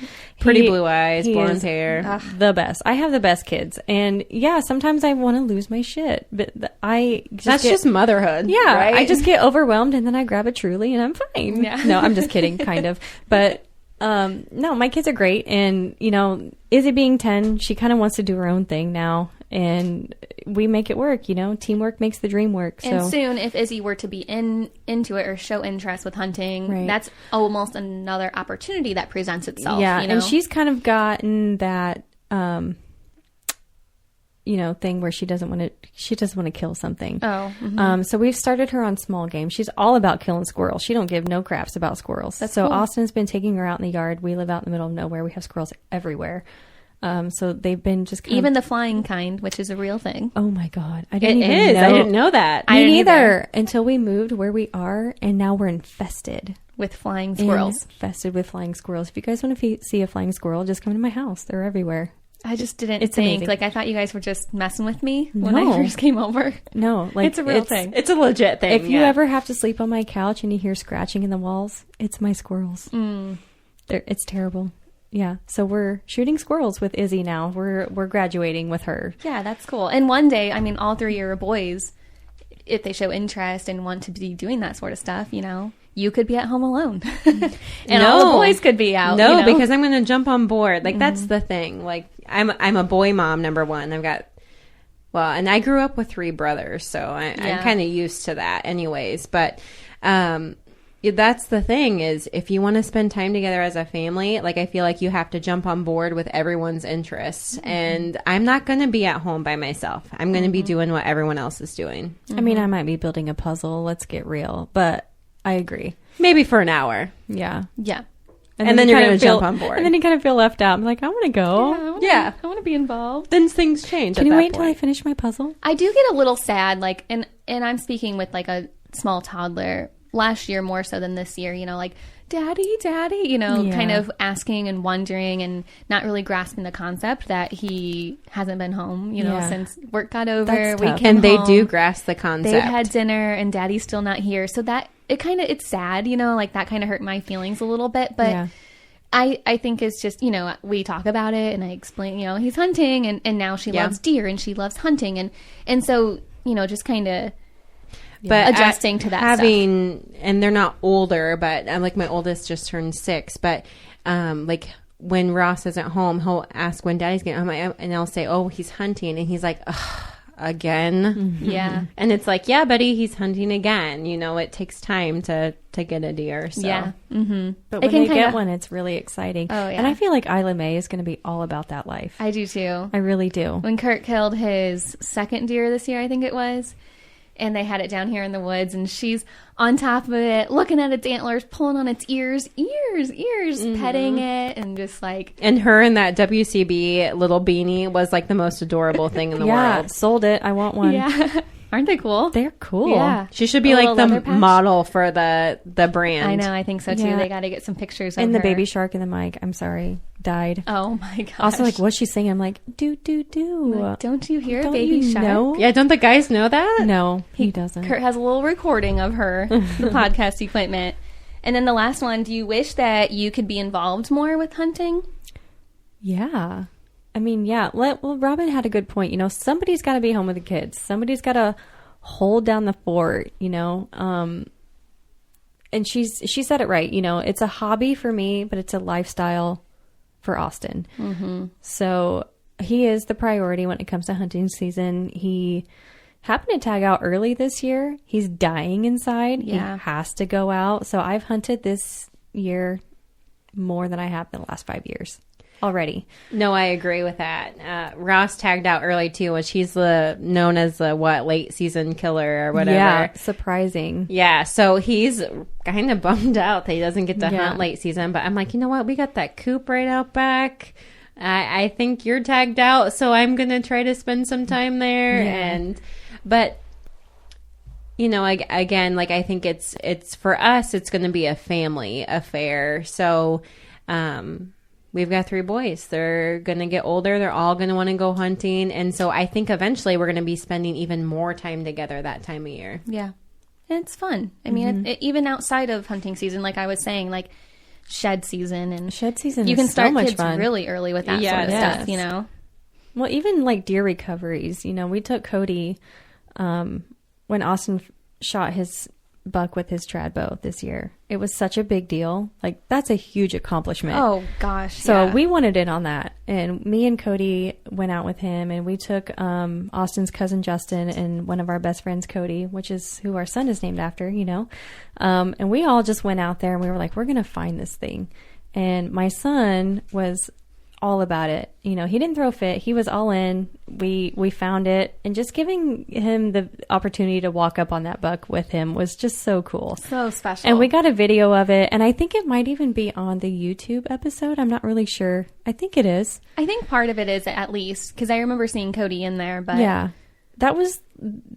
And that's what's special exciting. Moment. It means even more to Ross, to Kurt, and to Austin when they have their family, when they have their kids out there. Mm-hmm. Like, so it's a lifestyle anyways, and an accomplishment for them. But when they can cherish that with their family, like, it's even more. Mm-hmm. It's amplified for sure. For sure. It's a moment. It's an independent activity. With bow hunting especially. Yeah. But they do get to involve us, for and sure. we can find ways. And there's been a lot of times, when Austin has shot something that I've been his first call, which to me is like, you called me? Why did you call me? Kurt does that too. I feel so special. And I'm like, I do too, until I don't answer, and then I realize like I'm the third or fourth person. Yeah. Well, I know if my phone rings and it's like 10 o'clock in the morning or like 3 o'clock in the afternoon, that something just went down. Right before dark. So I'm like scrambling. And when he killed that buck with his trad bow, he called me first. Yeah. Because he knows I'm the shit. Yeah. And I wanted to You're know. number one. I am number one. That's so cute. One thing that was hard for me but has become a lot easier is Kurt only has like limited vacation time from his job, and so obviously all of that time goes to hunting. And I'm a traveler, so that was, with having a kid, that's getting harder a little bit, but like prior to that I would just travel on my own, and I found happiness in doing that. We're thankful. Well, lucky enough that his job has like a shutdown around Christmas and New Year every year. Yeah. So it's like an additional week or two of vacation.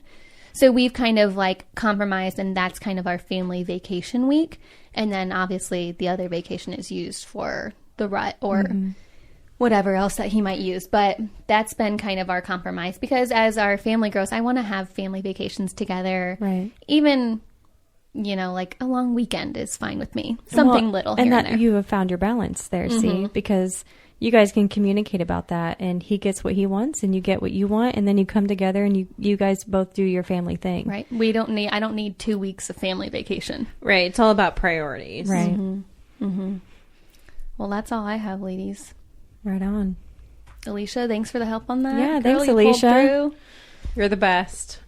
I mean, I don't know. I think the boys thought this was going to be more of a bitching session, but honestly, I think Austin was totally nervous about it. Yeah, Ross for sure was. I think we're more understanding than they give us credit for, right? Or perhaps they're a little like insecure about. Well, you've heard him. They he feel said, guilty about it. I have an addiction. I'm like, you don't. It is guilt. It's guilt. It's guilt for sure. It's guilt. Well, let him live with it. Whatever. What they secretly don't know is we actually admire him for it. Yeah, right. We do. I know. Well, like I said, you know, like just this is a really bad analogy probably, because I'm not saying Austin is my child, but maybe he kind of is. I don't know. Sometimes it feels that way. But we're all mothers. We get it, you know. But when you see your kid go through a milestone, you know, they're walking, or I don't know, maybe some of you have like older kids that have graduated high school or gotten married, and your heart just bursts with so much love that you just are so happy that they have done something for themselves and they're living their best life. And that is the way I view my husband. I would never, ever want him to do anything else, because when I see him in his zone, I see him for who he truly is. And I don't know why anybody would want to take that away from their husband. I don't understand that. You can't change their personalities and the way that they're built, and you want to encourage and support them along the way. Exactly. Fuel the passion and just live with it. Right. Love it. All right, let's bring the boys back in, shall we? Let's do it. All right, let's do it. Okay, guys, we're back. We had to take a little break, get a drink, grab the guys. Here we are. We're back. What's up, guys? Did you guys talk about wieners the whole time? We sure did. Absolutely. Yeah. Great detail. Like, what did you guys talk about them? Like, your wieners? Yeah. What did you mention? Like something them. good? He's so bulgy. He's like a moose. Yeah. It's a Boone and Crockett. I don't know. I'm hoping that's what you guys talked about. Yeah, absolutely. They look like Play-Doh snakes. They're making their own Play-Doh snakes. Making Play-Doh snakes. Just thinking about them. Couldn't wait to get us back. But here we wow, we're so dumb.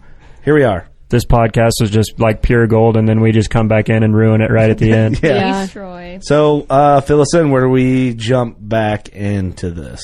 Okay. Well, we did some full-on myth busting. Myth busting. Yes. Yeah. Okay. How so? So taking like what women would be typically complaining about and kind of debunking it, or telling them why we can deal with it. Air quotes, deal with it. It's a lifestyle. So that's kind of how we addressed all of those. Yeah, kind topics. of addressing the facts, you know, like why you hate hunting, or do you really hate the hunt, or do you hate the situation, or do you not like to eat the meat?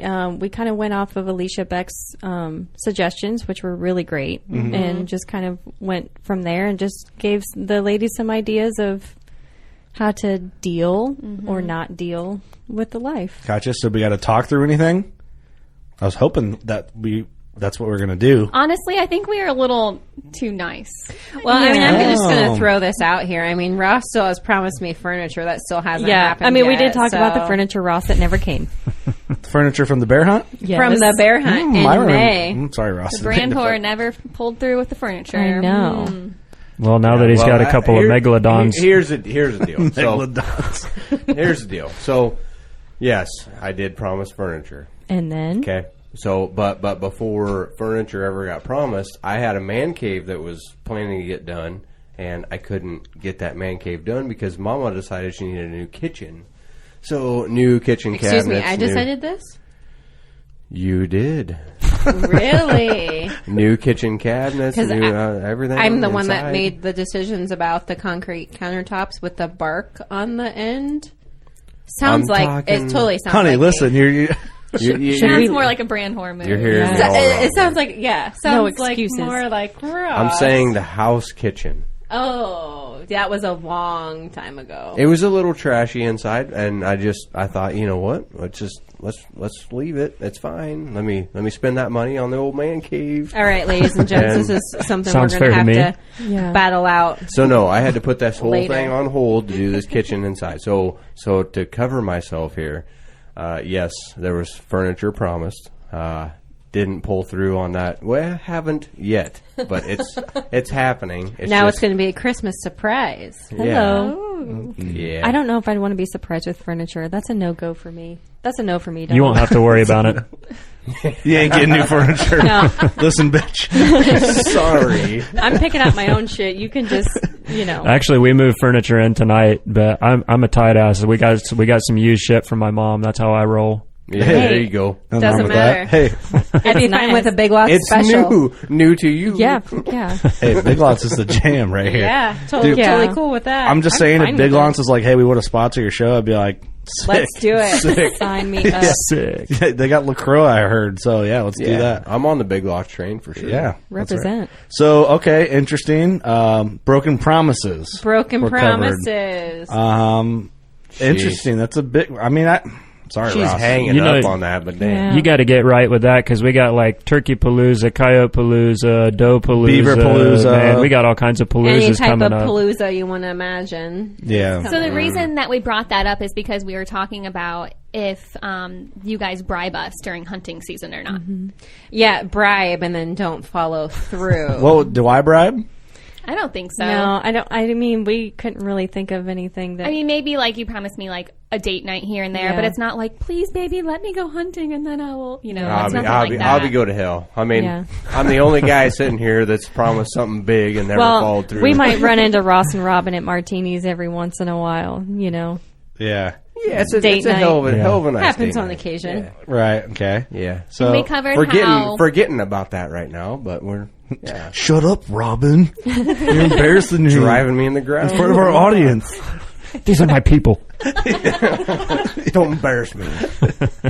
Oh my God. What were you going to say, Sam? We were talking about how it's a little bit easier, like, to be a hunter's wife if you can find that compromise and work with each other and kind of respect each other and join in on the fun was Robin's biggest thing. So I think a lot of men might not be respectful of the women and her wants and her feelings. They might just be like a big F you, deal with it, and really it can be a conversation and you can still get what you want. Yeah. So balance. That's interesting. Yeah, that's important. That's a big one. I will say I'm probably guilty of not having a lot of balance sometimes, especially but it's a little different like having what this production is because it requires more time. I didn't do it at all, really, but no. I had to, prior to the podcast, tell myself, like, I can't bring the podcast and your separate business into hunting because it's not the same thing. Right. You're, like, pulled a million different ways with the podcast, but hunting, just speaking about hunting alone, just like some women we talked about they think they hate hunting, but really they hate that their man's out at the bar until 3 o'clock in the morning. Which is a problem for That's some guys, for sure. I guess one thing, and I don't know if you talked about this, and maybe I'm jumping ahead a little bit because we still have plenty of time. Like, there's no hurry here in this show, just so everybody knows. But I'm not into podcasting right as a hobby and a passion of mine in itself, but I just found a way to turn this newfound love and passion included into my main, what I consider my mission in life, or the reason why I kind of go through things. Like and that's another rabbit hole. But anyway, my podcasting hobby is my hunting hobby kind of now. They go hand in hand, right. for sure. But I've created that. I guess I don't remember where I was going to go with that. I'm drawing a blank But my here. point was just trying to concentrate more on your time in the woods and your time with deer and right. But the thing is, I guess what I was going to is I mentioned this a little bit when we were first on in the very beginning. I'm not into watching football, right? And I'm not into going to play sports. That we talked about that. We did. I was wondering if that was going to come up because I think that is also different. If I'm into playing, whatever, a basketball league or a bar volleyball league, which is a damn good time, or just something else. And then it's like, well, then I'm going to go hunting. Mm-hmm. And it's like, well, I kind of use all my free passes at the bar playing fucking pool the whole time, which is a great time. And right, you're just juggling too much at that point. Yeah, you have hunting, you have a family, you have the bar, you have volleyball, you got to draw a line somewhere. Yeah, but is it a free pass or is it an understanding from your wife that you have that passion? That's where it probably turns to where it's different, right? Like it's not just like what we talked about in the beginning. I have an addiction, is what you told her right at the beginning. But it's really, I mean, yeah, we are addicted to it, but it's more.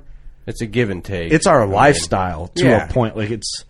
But you're willing to give up. I mean, and you're willing to give up. Even though you're addicted to it, you still have to. Robin and Leah just laughed at each other when I said that. Yeah, we talked about this. I honestly brought up the fact that Austin keeps talking about his addiction and how the first week that we were dating that he had to admit to me his addiction. And it's funny to me. It's ludicrous. Because it's more of a lifestyle. It's not an addiction. I mean, he's addicted to hunting. It's probably the only way he could put it in perspective for you, though, at the time. Yeah, but it's almost like, don't tell me you have an addiction because that almost seems shameful. Don't be ashamed of who you are. Yeah, I'm not really ashamed of it, but it was the easiest way for me to put up a red flag like, okay, there's probably going to be some things in this relationship that you've never dealt with before. Yeah, which is very fair, I think. I get that. And I appreciated that because it did kind of he was honest, and I was just ready to just go in and be like, okay, well, let's see what this is about. And there was no game playing, there was no hidden messages or anything. Right. So, and we work well together because of that. So we covered that. Like all three of us are lucky enough to have you guys come into our relationships being like open about hunting. Yeah. And we knew exactly what to expect. Open, honesty, and having that trust for one another where you just so then, what's going to happen. Like Leah's point earlier, like how dare you take that away from your husband? You go into the relationship knowing what you're getting yourself into, knowing what his passion is, knowing there's going to be deer heads on the wall. You get married and bam, no more deer heads, no more hunting. So how can you do that? I'll tell you something that because I grew up from the time I was 9 or 10 all the way in through my teens hunting with guys that were always older than me. I never had what I have now, like really close friends that are close to my age that are as passionate as I am and more to drive me to do better as a hunter. Ross and Austin and Eric and Doug we push each other. We're all at different levels, but all really experienced. I never had that growing up. It was all a lot older guys that I would never just hang out with, but they were in camp, so I'm drinking beer. I'm underage drinking beer with these guys in camp and hunting, But I always remember my buddy Jim Burns basically like, oh, yeah, you got this girl now. You guys are young. Everything's great. She's making all these promises. Oh, yeah, you can go hunting, all this. He goes, as soon as you get married, everything changes. He goes, my wife did it. He goes, she's still great now and lets me do my thing, but it's like, I'll go with you, all this, this, and this. He goes, and then it was like she got that ring on her finger and it was shut off, and then, I catch a little grief. I mean, he's also gone everywhere, and his wife is cool with it. He was just kind of like pre-warning me. Oh, I've seen it 1,000 times. As soon as they get that ring, they get what they want. They think they're going to change you, and when they don't change you, it's a fucking problem, and it's an argument from here on out until something happens. And maybe that is some of it. Maybe they think, well, he'll change, and over time I'll mold what he thinks he's going to do. But when we're married, I don't know. Yeah, lucky we don't have to deal with that. I mean, I think that's unfortunate. I'm not disagreeing with that. I think, unfortunately, a lot of women are like that. Don't put yourself on a pedestal. You're not a princess. Come back down. Be who you want to be. Let your husband be who they want to be. Like I was telling the girls earlier, they had a life before you. Yeah. I mean, sorry to tell you, but you're not their whole world. They have a life outside of you, and that's both healthy. ways. Yeah, that's for sure. Right. Yeah, you're an individual. We said that. Sam and I talked about that a lot. Before we had our daughter, it was you see a lot of people, which I think is great. Whatever. Like you want to be the best parent possible, but I'm not now just Isla's dad. I'm still Kurt with interests and passions and all that. Like you can't give up what you're into just because you're a parent now. Like there's a balance in life and everything like that. Like so many people give up things they're passionate about and then become complacent in just being a parent, which is good that you're committing all your time to being a parent, but you're still an individual. You're but not there's just also so-and-so. priorities. Absolutely. If I was in the hospital, are you going to be hunting? Fuck no. Exactly. Fuck no. Yeah, and then, that's just going back. balance. That's being a human being. It goes back to when what I think Leo was talking about when whatever. That's cool. I mean, you're into hunting and whatever. You're still in the honeymoon phase at that point. Before you even get married, you're already in the honeymoon phase. Yeah. Just all love's in the air and everything. But you move on. You move through. I mean, it's day by day. It's a daily commitment with you and your spouse or you and your loved one. You move through and you adjust daily, and there's a give and take. So yeah. There's days where you're willing to give up, and there's days you're not, especially during a high pressure and holy shit. Yeah. Like you gotta be in the woods. So there's days you just can't unless something major happens. But otherwise, I mean, it's a give and take. Yeah. And you build day by day. And that's what builds your relationship as a couple all the way through. I mean, you can't just, this is my resume. This is where I'm at, right? And hire from where I am, and that's it. I'm going to be like this the rest of my life, so here it is. Your mold, it's a constant mold. Yeah, you're constantly working at it. It's a day by day. You have to work at it. If you don't work at it, then things fall apart. Sometimes you go forward, sometimes you go way back, but then you're trucking forward is the thing. Yeah, that counts, it makes you better. I mean, as a couple, you're stronger, and then you move on. I mean, you have fights, you argue, whatever. Yeah, And I know I try. Maybe I think it more than I actually try it out, but I'm always like, all right, coming into a good time of hunting, like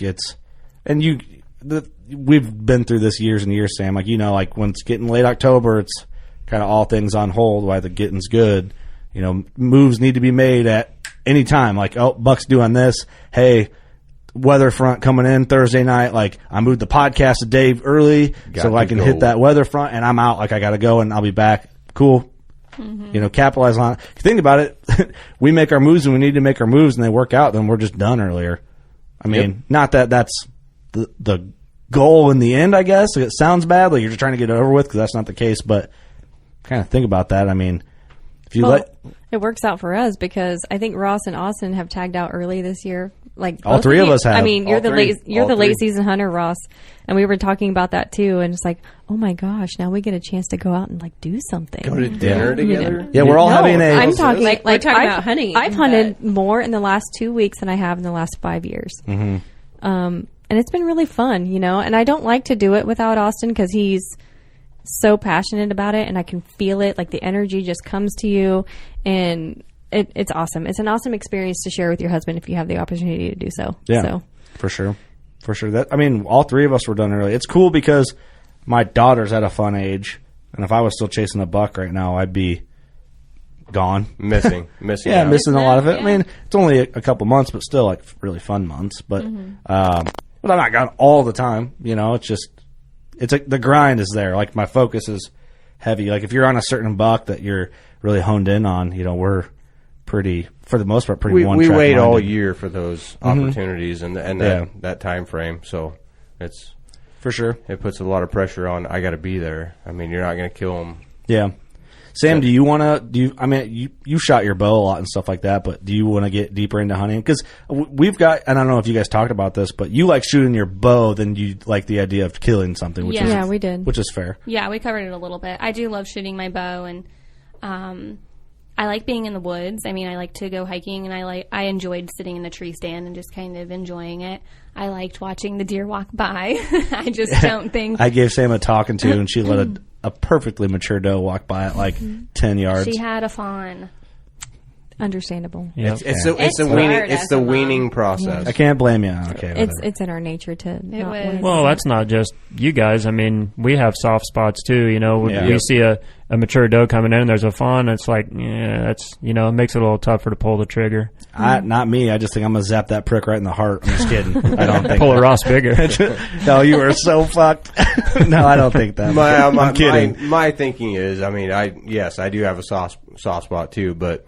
When it comes down to a mature doe, over the years, I guess, with all the experiences and things with watching a doe and a fawn walk through, I've watched big bucks run these fawns off. Yep, it's part of the process. And that's the weaning process. So I figure if I can shoot this mature doe, it's just helping that fawn get on to its the jury's theory. You're just speeding the process up a little bit. I'm just helping things out by like 2 weeks, whatever. Yeah. Well, the old theory of the jury is shoot mature does with button fawns. The bucks will stay in button fawns. First year deer. Yeah. Will stay in that area. That's the theory that they turn that into their home range as they mature with a button fawn. Yep. Interesting theory. It is nice to just like be in the woods, like really close by to the animals, if that makes any sense. I'm sure it makes total sense to all the hunters, but the people who aren't experienced being in the woods, like hearing the coyotes howl all around you at night, like watching the deer walk by, or the owl who doesn't even know that you're in the tree stand, they land right next to you. There's just the owl. All of those components that you don't realize I'm gonna go grab my case of beer. Unless it's a screech owl, and then you hit the ground pretty quickly. I don't know what it is about, when the sun's going down and you just hear that owl. I'm just like, oh my God, this is so serene. I love that. I totally get where you're coming from. Just the experience. Like, even if you're not a hunter and you have no interest in hunting, just go out. Being in the tree stand's just a different experience the nature. Yeah, you're at a different viewpoint. They don't know that you're there. Yeah. Hiking, they totally see you, and they're not going to get, Yeah, as observing nature in its pure state. Yeah, you're like really a fly on at. the wall. Yeah, it is really cool. Yeah. So to answer your question, Kurt, I guess I'm into hunting. I find it very interesting. I feel like I'm more educated than a lot of hunters out there just because I'm around you guys. But I don't know if I'm ready to shoot something yet. That's fair. I don't know. I think a turkey hunt would be a good way to introduce her to agree. A good gateway drug. Yeah. I've told Kurt that a few times. Like, I think that would be a ton of fun. I would have no problem doing that. Turkey Palooza, baby. Yeah, that would be fun. Even if you want to blast one in the face with a shotgun, that's fun. For a turkey, that's fun. Oh yeah, it's kind of. And I don't see. I just want to go with my bow. Yeah, that's fair too. We can do that. Shotgun turkey is like an American classic, kind of. But yeah, bow hunting turkeys is fun. Except the kill zone's like the size of a $50. But that's the thing. That's the tricky part. It is, but I think you can shoot a ping pong, girl. You can do it. You got this. Oh yeah, I've watched this girl zap these ping pongs. Hey, you're sighted in for decaps. Figured that one out with your bow last year. Yeah, we're good. I mean, that would be same size. I mean, you shoot decap, you get them at 6 yards. Just go out with the Lord, and he can get you one right in there. I knew this was coming. I knew it. But, I thought we were going to get by without the Lord thing. Listen, you guys didn't talk about it at all? No. You didn't mention it? No. Well, we got to talk about it right now. I'm so sorry. Shame on you, my child. Yeah. I mean, I'm not. You married the Lord. I know, but How do you feel about that? I did not. I think the name that we came up with for you would be Lourdes Leah. Lourdes. Ew. Yeah, she did not marry the Lord. Like, the Lord came after. This is so uncomfortable. Let's talk about you bringing back your Facebook page and then putting that you were in a relationship with the Lord. This is hilarious because I haven't had Facebook in a year and a half because I got sick of shit, basically. That's fair. So when I got it back, I really wanted Marketplace.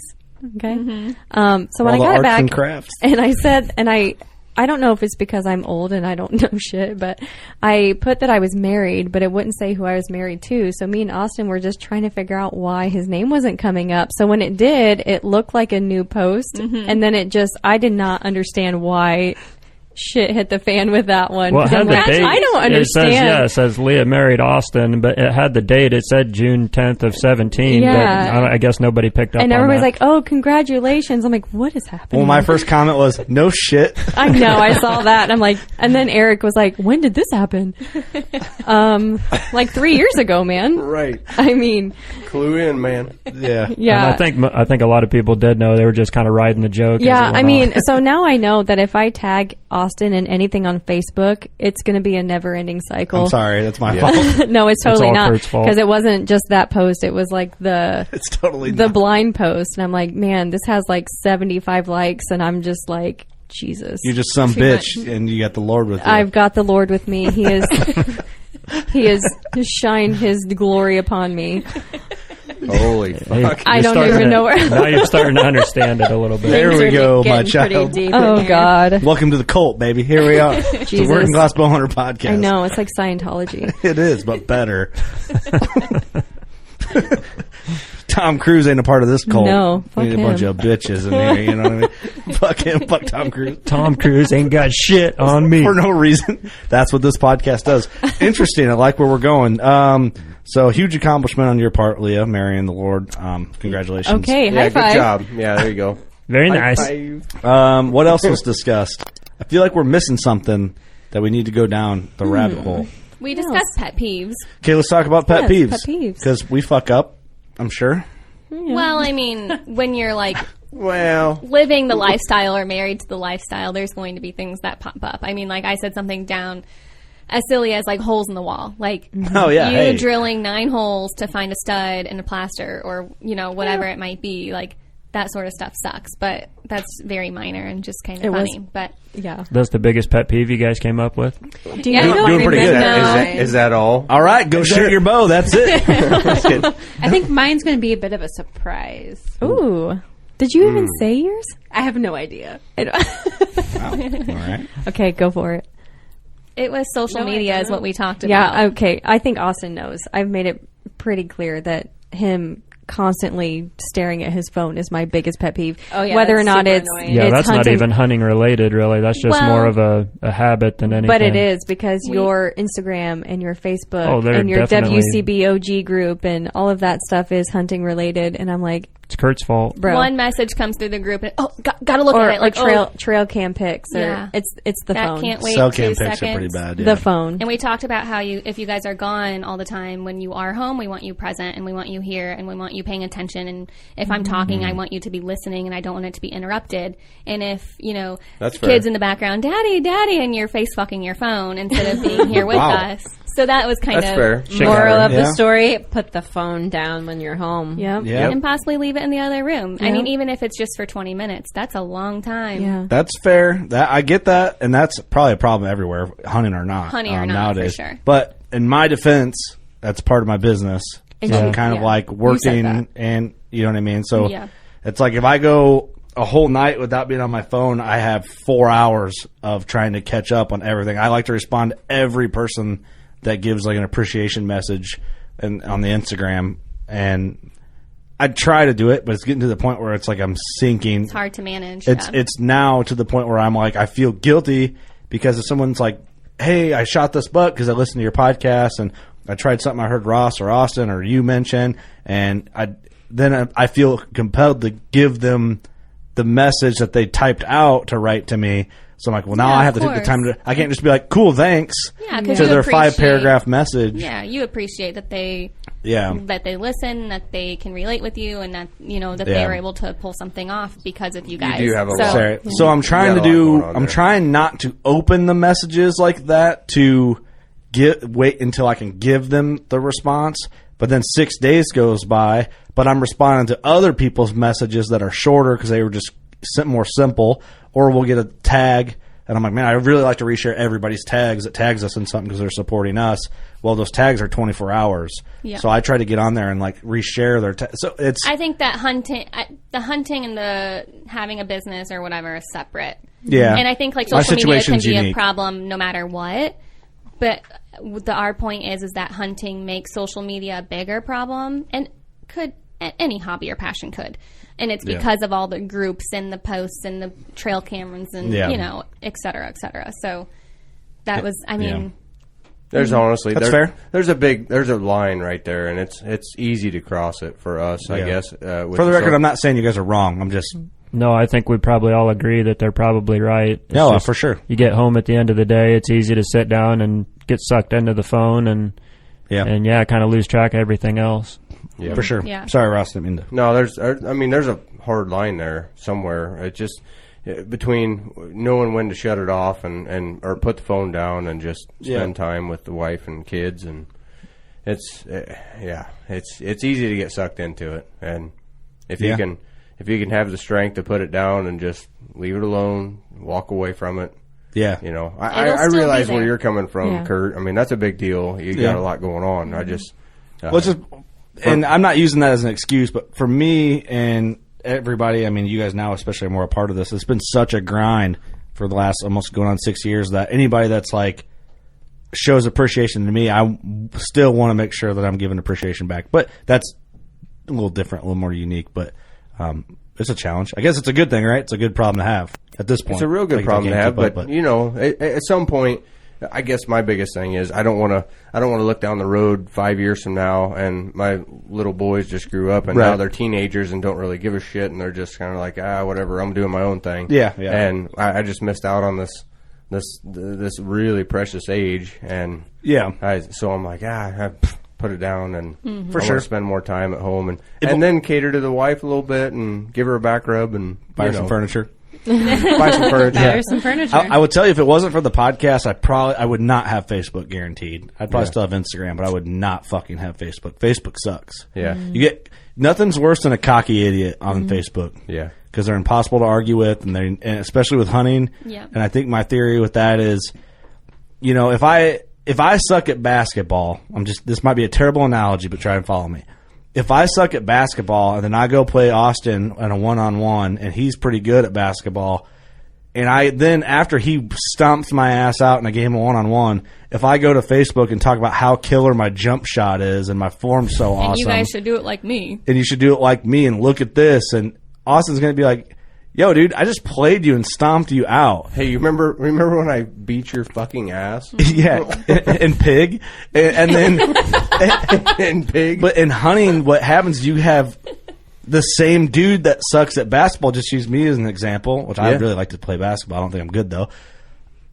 If I go out and I'm just like the shittiest hunter, but I think I'm the great white hunter, the best, the next Bill Winke, and then I get on Facebook and brag about it and give my opinion and then shit on somebody else because I think I'm the man, there's nobody there to call me out because Chandler didn't get to go hunting with me and see how terrible I am at it. Right. So I think there's a lot of like internal mental ego, which makes hunting such a shit place on Facebook. Well, everybody's a winner, Everybody's a winner when it's like, are you? Hand out them trophies, man. Yeah. So Alicia asked if there was something about hunting that we would change. Mm-hmm. Yeah. And Leah was talking about your exact point, like the politics and just the lack of camaraderie, and how, the hunt used to be just that, the love of the hunt, and now it's all the other shit that comes with it. A lot more bromance.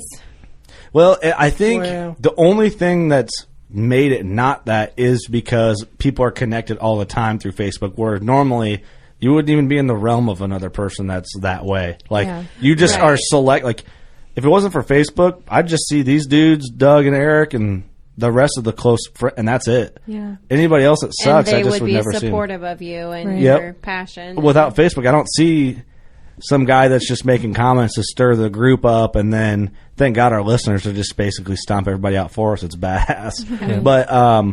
But you know what I mean? Like those negative vibe people or ignorant idiots that are cocky, which is a terrible combo. You don't even you're never around them or see any of their shit. You don't even know they exist. Yeah. Right. So I think that's what's changed. It's like Facebook's the devil.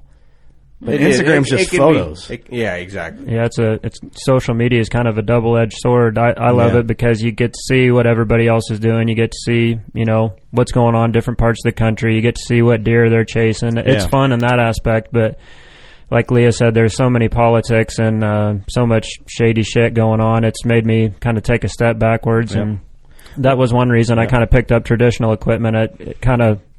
I tried to go back to my roots a little bit this year, I guess, and try to step away from some of that. So that was fun. A little bit, man. Yeah. You went hard in the roots. Yeah, you did. It. And I feel like there's a lot more envy and jealousy as a lot of those posts come in instead of some of that camaraderie. And half of it's not even real life. Sure. Well, think about this. A lot of the unethical behavior, like poaching and stuff, is probably due to a lot of social media pressure. You got to look like the man. Yep. Some guys don't know how to get it done fairly, so they got to do it the unethical way, and then there it is. It's bringing in a lot. Like you think, and it's weird too because we're talking about something that's going to be my career. Is part of my career in the next year or so, or 2 years or so, whatever. Facebook kind of is a percentage of what my career will be. It'll play a big part in it. Yeah.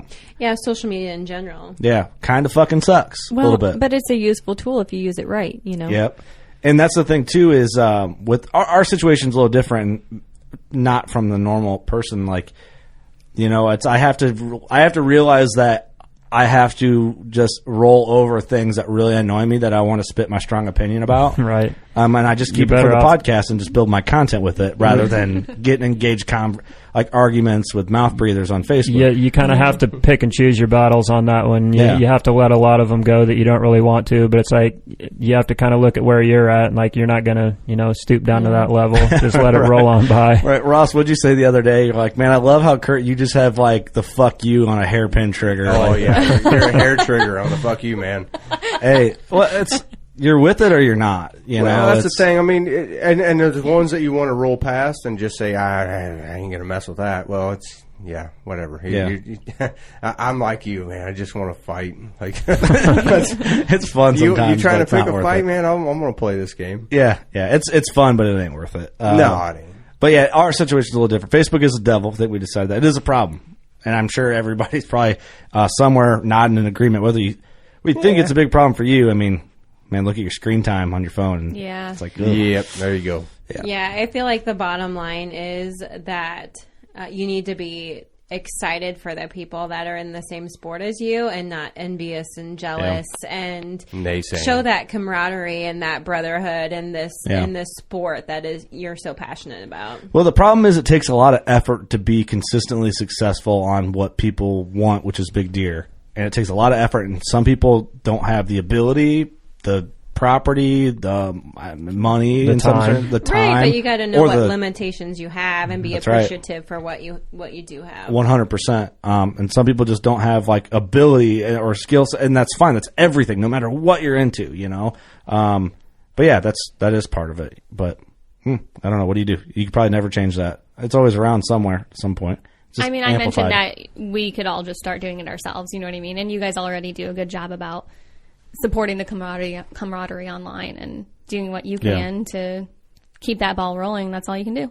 Mm-hmm. Yeah, interesting. Well, we're a big group here. I mean, with the Working Class Bow Hunter, like it's an awesome family. Yeah, and we all support each other all the time. Just always encouraging each other and everything. It's just, but when you get some naysayers in there, it just ruins all the fun.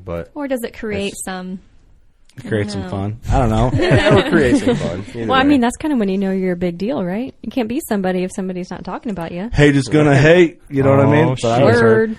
I don't know. It's kind of cool knowing that like we have an awesome family of listeners. So it's just another goes back to like why I always try to like get back to everybody in a reasonable, timely manner. But it's like I've been in forums where I've been sent a link and I don't like to do this, but I'll just look up our podcast name and then I see like people just putting us on blast, which is like, cool, man. There's like a 5-page thread about us and the podcast and mentioning me specifically. I'm like, that's cool.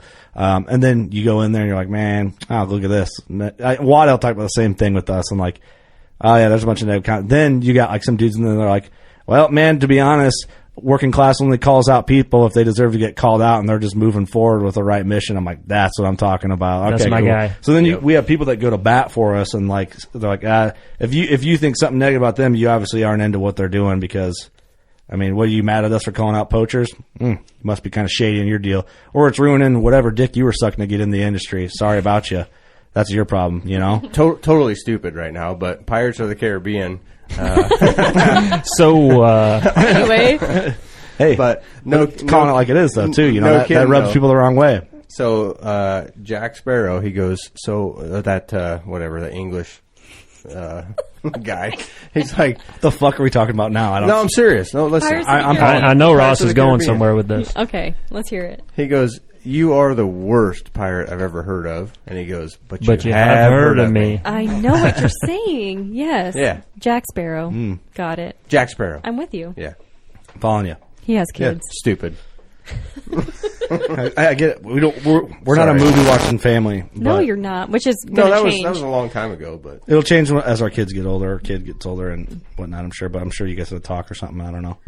The way you said that was like you were implying. No, I mean, me and Austin love movies, and we like movies, and we quote movies, and then I think you and Sam look at us like we're retarded, and you have no idea what the hell we're talking about. I join in on that. I miss out on a lot of good stuff. Ross feels it. Yeah, we're not really that dumb in real life. It comes from a movie, probably. Love it. Yeah, exactly. Well, I get that. But I guess back to the point, like, yeah, you are right with that. I get the analogy was good. You get what I'm saying. Yeah. You know what I mean. I say harsh stuff sarcastically, but I'm serious too sometimes. But that stuff. Some people don't like that, but fuck them. Hey. Right. Well, cold as ice. What you're saying is bad. Cold as ice. He's cold as ice. Publicity is still good. He always gets the Chappelle references. Yeah. Oh, Chappelle's my guy. Yeah. Those are the ones I do get. But so what else? What else negative? Social media, the phones. That's a big thing. I mean, that's fair. That's very fair too. By the way. Good points. Mm-hmm. They're honestly. I mean, I think we mentioned the money. Did we talk about that yet? Yeah. I don't know. I mean, some people How have a much problem money with we money. have? How much money you spend on hunting? A lot. Oh, hey. That's a lot of cheddar. Enough. But then we talked about, like Robin mentioned, she buys a $5 coffee every morning. Sorry, did I just call you out? Yeah, it's all right. It's fine. I do. She called herself out. And sometimes lunch. You know, so it's like the balance, like looking at how much she's spending. Like he may have bought the nice gear, but there's a balance, you know. Mm-hmm. You're not questioning all the Target bags that I bring home or the Amazon boxes that are showing up on my porch. Like, yeah. You know, so there's an understanding and a balance. And I think that was kind of our general consensus in our entire conversation, except for the social media. Yeah. You know, that was... Our homes are here. We have food. Kids are good. Do whatever you want. Cool. Well, there you have it. I like that. Well, the thing is, too, is like I'm trying to lever this to where I don't have to spend any more money on hunting. So, hey, honey, just listen. I'm working on it, okay? Just give me some fucking time. I'll get you your furniture. Just like another 10 years, we'll be fine. Robin, the next time I come over, I better see a new couch. Yeah, another 20, 30 years, everything will be good. Probably I'm literally happen. picking up cans out of the ditch trying to save for these couches. Like, this is for real. Selling eggs and shit. Yeah, it's real. Scrapping stuff. Like, I'm going to the scrapyard every week. Yeah. Saving. You're Scrap so out that old full couch. of There's a it. metal It's frame not in there even somewhere. Right. I will. Yeah. Robin comes home, there's no furniture for a good 2-3 months. Set that bitch Yeah, on fire. he just got rid of it and decided not to buy anymore. Yeah, we're living the Japanese life now. Yeah. We're sitting on the floor. Yeah. You say you like to meditate, right? Because this is the game now. Scrapped all the silverware and shit. We got nothing. We got wood chopsticks, and we're sitting Indian style for dinner from now on. It's good. It's good for everybody. Daddy's got to go on another bear hunt. Right. Moose, right? Yeah. How do you guys feel about like the destination hunts, kind of like that, like this moose hunt that's coming up? Oh. I just breathed in the mic, didn't I? It was a dramatic effect. It was. I love that for you. However, when I'm at home, okay, the drop camps are stressful. If he can call me, I'm fine. If he cannot call me, there's a Garmin inReach. You take my inReach. Yeah. 9 times out of 10, they can't communicate when they're on travel hunts, which I've found to be incredibly... It's stressful. So stressful. I don't sleep at night, I'm not going to lie. Oh, I do not sleep while he is gone. Well, 9 times out of 10, there's something dangerous where we're doing a destination hunt. I mean, not like South Dakota, but like Wyoming. We're hunting bears. We're on horses. We're going up mountains. Shit like that, right? That's what you mean? No, I mean, there's like no communication, like zero. So then I don't hear and I don't know worry. he's Well, that's okay. what I mean. That's why you're stressed. Like, that's why. Right, because I don't know if he's okay or not. I can't just call him at any point in the day and be like, hey, how's it going? Kids are good. Or if something happened, he wouldn't know it for at least a couple days, you know? Like, that's incredibly stressful for me. But at the same time, you know, it's like you have to live your life, live once, and just hope for the best. And whatever happened to writing letters to each other? Like, pen pals. Yeah. I mean, how are you going to mail those? Third world problems, right? Pigeon.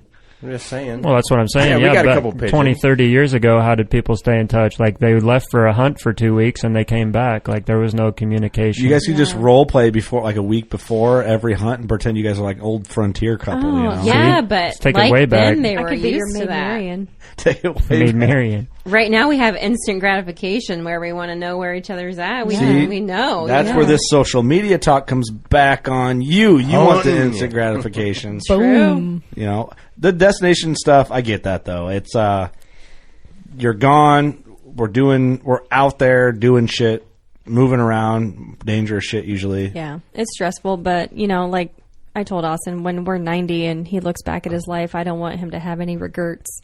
No regrets. No regrets. I personally think it's like the coolest thing.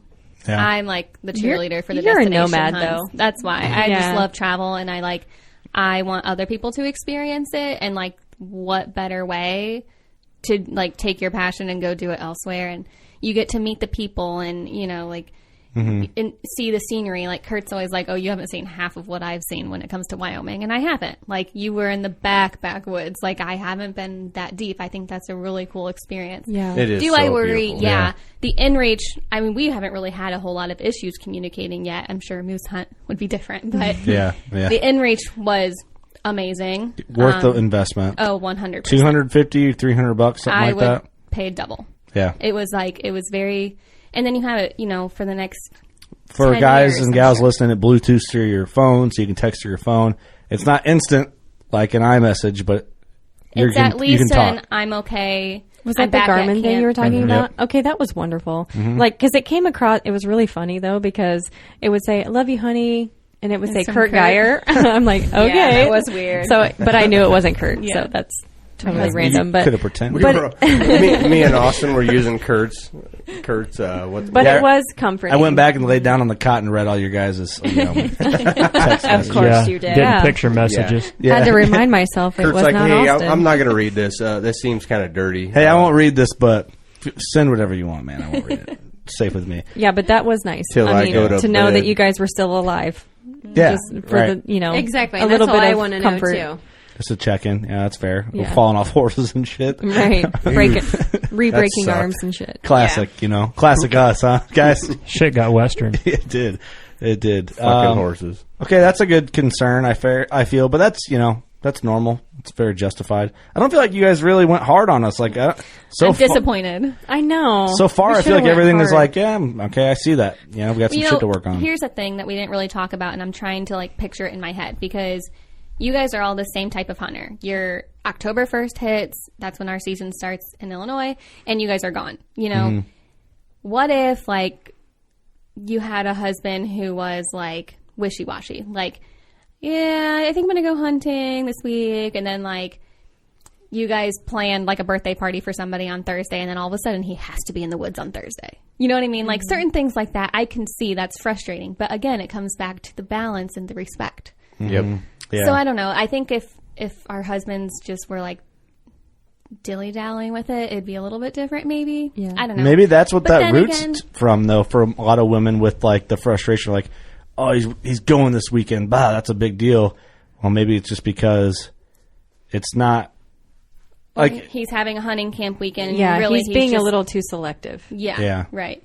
I don't know, but also if your husband's just now learning and kind of going through the stages and deciding how interesting he wants to get, or whatever, yeah, maybe just support him and push him to get out in the woods. Sometimes you guys need that, even though you're totally passionate. Sometimes you should really go in the morning. I know you're exhausted, but I really think you should get out there. They need that extra little push, and that tells them that you support them. And so, I don't know. And on the flip side, if you are married to a woman who loves to hunt and is incredibly passionate about it, the man should be supportive as well. Right. Mm-hmm. Yeah, right. Absolutely. As long as we're tagged out. Yeah. Yeah. Asshole. Yeah. I'm kidding. No, but there are a lot of women that I think that listen to this podcast who are major hunters who are dating. Yeah. So that might be an issue. There's some lady listeners. Yeah. They got to be pretty gnarly. They are. Oh, yeah. I know they are. Yeah. We get messages from the lady listeners. They're some badasses. Yeah, for sure. Let's be honest. We know our listener group is the same guy or gal. We kind of have the same grit to our listeners, which is cool because obviously you haven't figured out that's the way we are. But yeah, definitely. It's interesting. I never thought about kind of the wishy-washiness, just when it's convenient. Oh, you got some plans. Oh, I'm going to go hunting. Yeah. Where it's normally, you get into the tail end of October, into the goods, or cold fronts are coming in. We know what to expect. You consistently know, yep, okay, they're going to be making a move on something, or they've been figuring something out. And it's not like we kept you guys in the dark. You guys probably know more about our game plans than some of our best friends. Well, and maybe right? that's some advice. Maybe we're taking the route incorrectly. We're telling wives how to better understand, but maybe we should be telling the husbands how to better respect and communicate. Yeah. How about getting your wife involved in your plans, showing her your trail camp pictures. I got an example. Telling her what stand you're going to go to and why you're going there. The give and take. I think that's one of the best advices that you've had, because first of all, I want to know where my husband is going to be in case something happens. Right. Mm-hmm. Yeah. Austin, I am a big stickler on that. will tell me where he's going, and if he doesn't know, he's supposed to send me a text message because accidents happen. And if I don't know how to get to that stand, then his brother George will. So that's a big thing with me too. Well, here's an example like keeping you in the loop, but even not just like where you're going, but even finer details, the deer you're hunting. Mm-hmm. I'm going here because of this. This is why. It makes it more fun for us to understand. And then I'm less like, well, geez, he's going out tonight. Instead, I'm like, yeah, you go get that buck. Remember Creepy? Yeah. When I made the move on Creepy, when I shot Creepy, I called Sam and go, Creepy's dead. Mm-hmm. And then I don't know if you were here with your mom, and you get excited, and then I can hear your mom in the background get excited because you have been so filled in that you kind of filled her in a little bit, while I was out. So, like, I remember calling it Creepy's dead. I didn't have to be like, hey, that deer that I was hunting that I told you about the whole season is dead. Like, I just said what I named him, and you knew. Yeah. And if that was the case, I would care a lot less. I wouldn't really care about that phone call, know. And now those phone calls, we were talking about this earlier, they're really special to us. Like, we get excited if it's just before dark and our phone rings, like we know. Yeah. Once you become more involved and you feel like you're in it, Mm-hmm. And when you get that phone call, like Austin's even called me a few times when he shot something, it's elating, it feels like it happened like directly to you because we made sacrifices too, you know, for you guys to be able to do this. Absolutely. And you can hear the emotion in our voices and excitement. It's different than normal. Like, hey, honey, like, immediately. Well, like, first thing, if I call Sam and it's not dark and I'm hunting, it's like, well, fuck, here. He gone. He gone. So that is a good other advice, to men. To do better? No? Do better. Do better. I'm sorry. No, I'm just kidding. That was probably the meanest thing we said. Do better. Do better, huh? Do better. Yeah, I mean, communication Did you give them the backfill? Yeah, communication and letting them know what to expect from the beginning. And supporting your wives and their passions and stuff as well. Like, if you expect that from your spouse, you better expect to give it as well. Mm-hmm. Yeah. It's a give and take. It's true. As long as it's not October or November. Right. Outside of that. Yeah. But maybe when you get home from your hunt that night, you put your phone away and you have genuine conversation with her, how your hunt went, how her night went, and what she's looking forward to about her hobby or be invested in her day and what's going on in her life. Mm-hmm. Yep. Have some sexy time. What happened on The Bachelor? What's up? I'll fill you in. Yeah. Bachelorette, by the way. Have some sexy time. You're naughty. I was going a completely different direction with that. Just a full-blown wrestling match. It's filthy. It's just, You're so nasty. So I love how, like, awkward pauses in between this. Like, that's cool. Hey, it's fun. Check out Working Class Bow Hunter on OnlyFans. We're just all in a big group. It's just mine, Austin's, and Ross's feet. Oh my god! Straight out of a rubber hunting boot. Making bank. Yeah, just making bank. That's just nasty. Camo stockings. Yeah. Just old wool socks with our big toes poking out the end. It's gross. Hey, listen, there's probably money in that, all right? Somebody's into it. You don't know. Maybe our lady listeners are. You never know. All three of them. All three of them. Yeah, they're definitely not.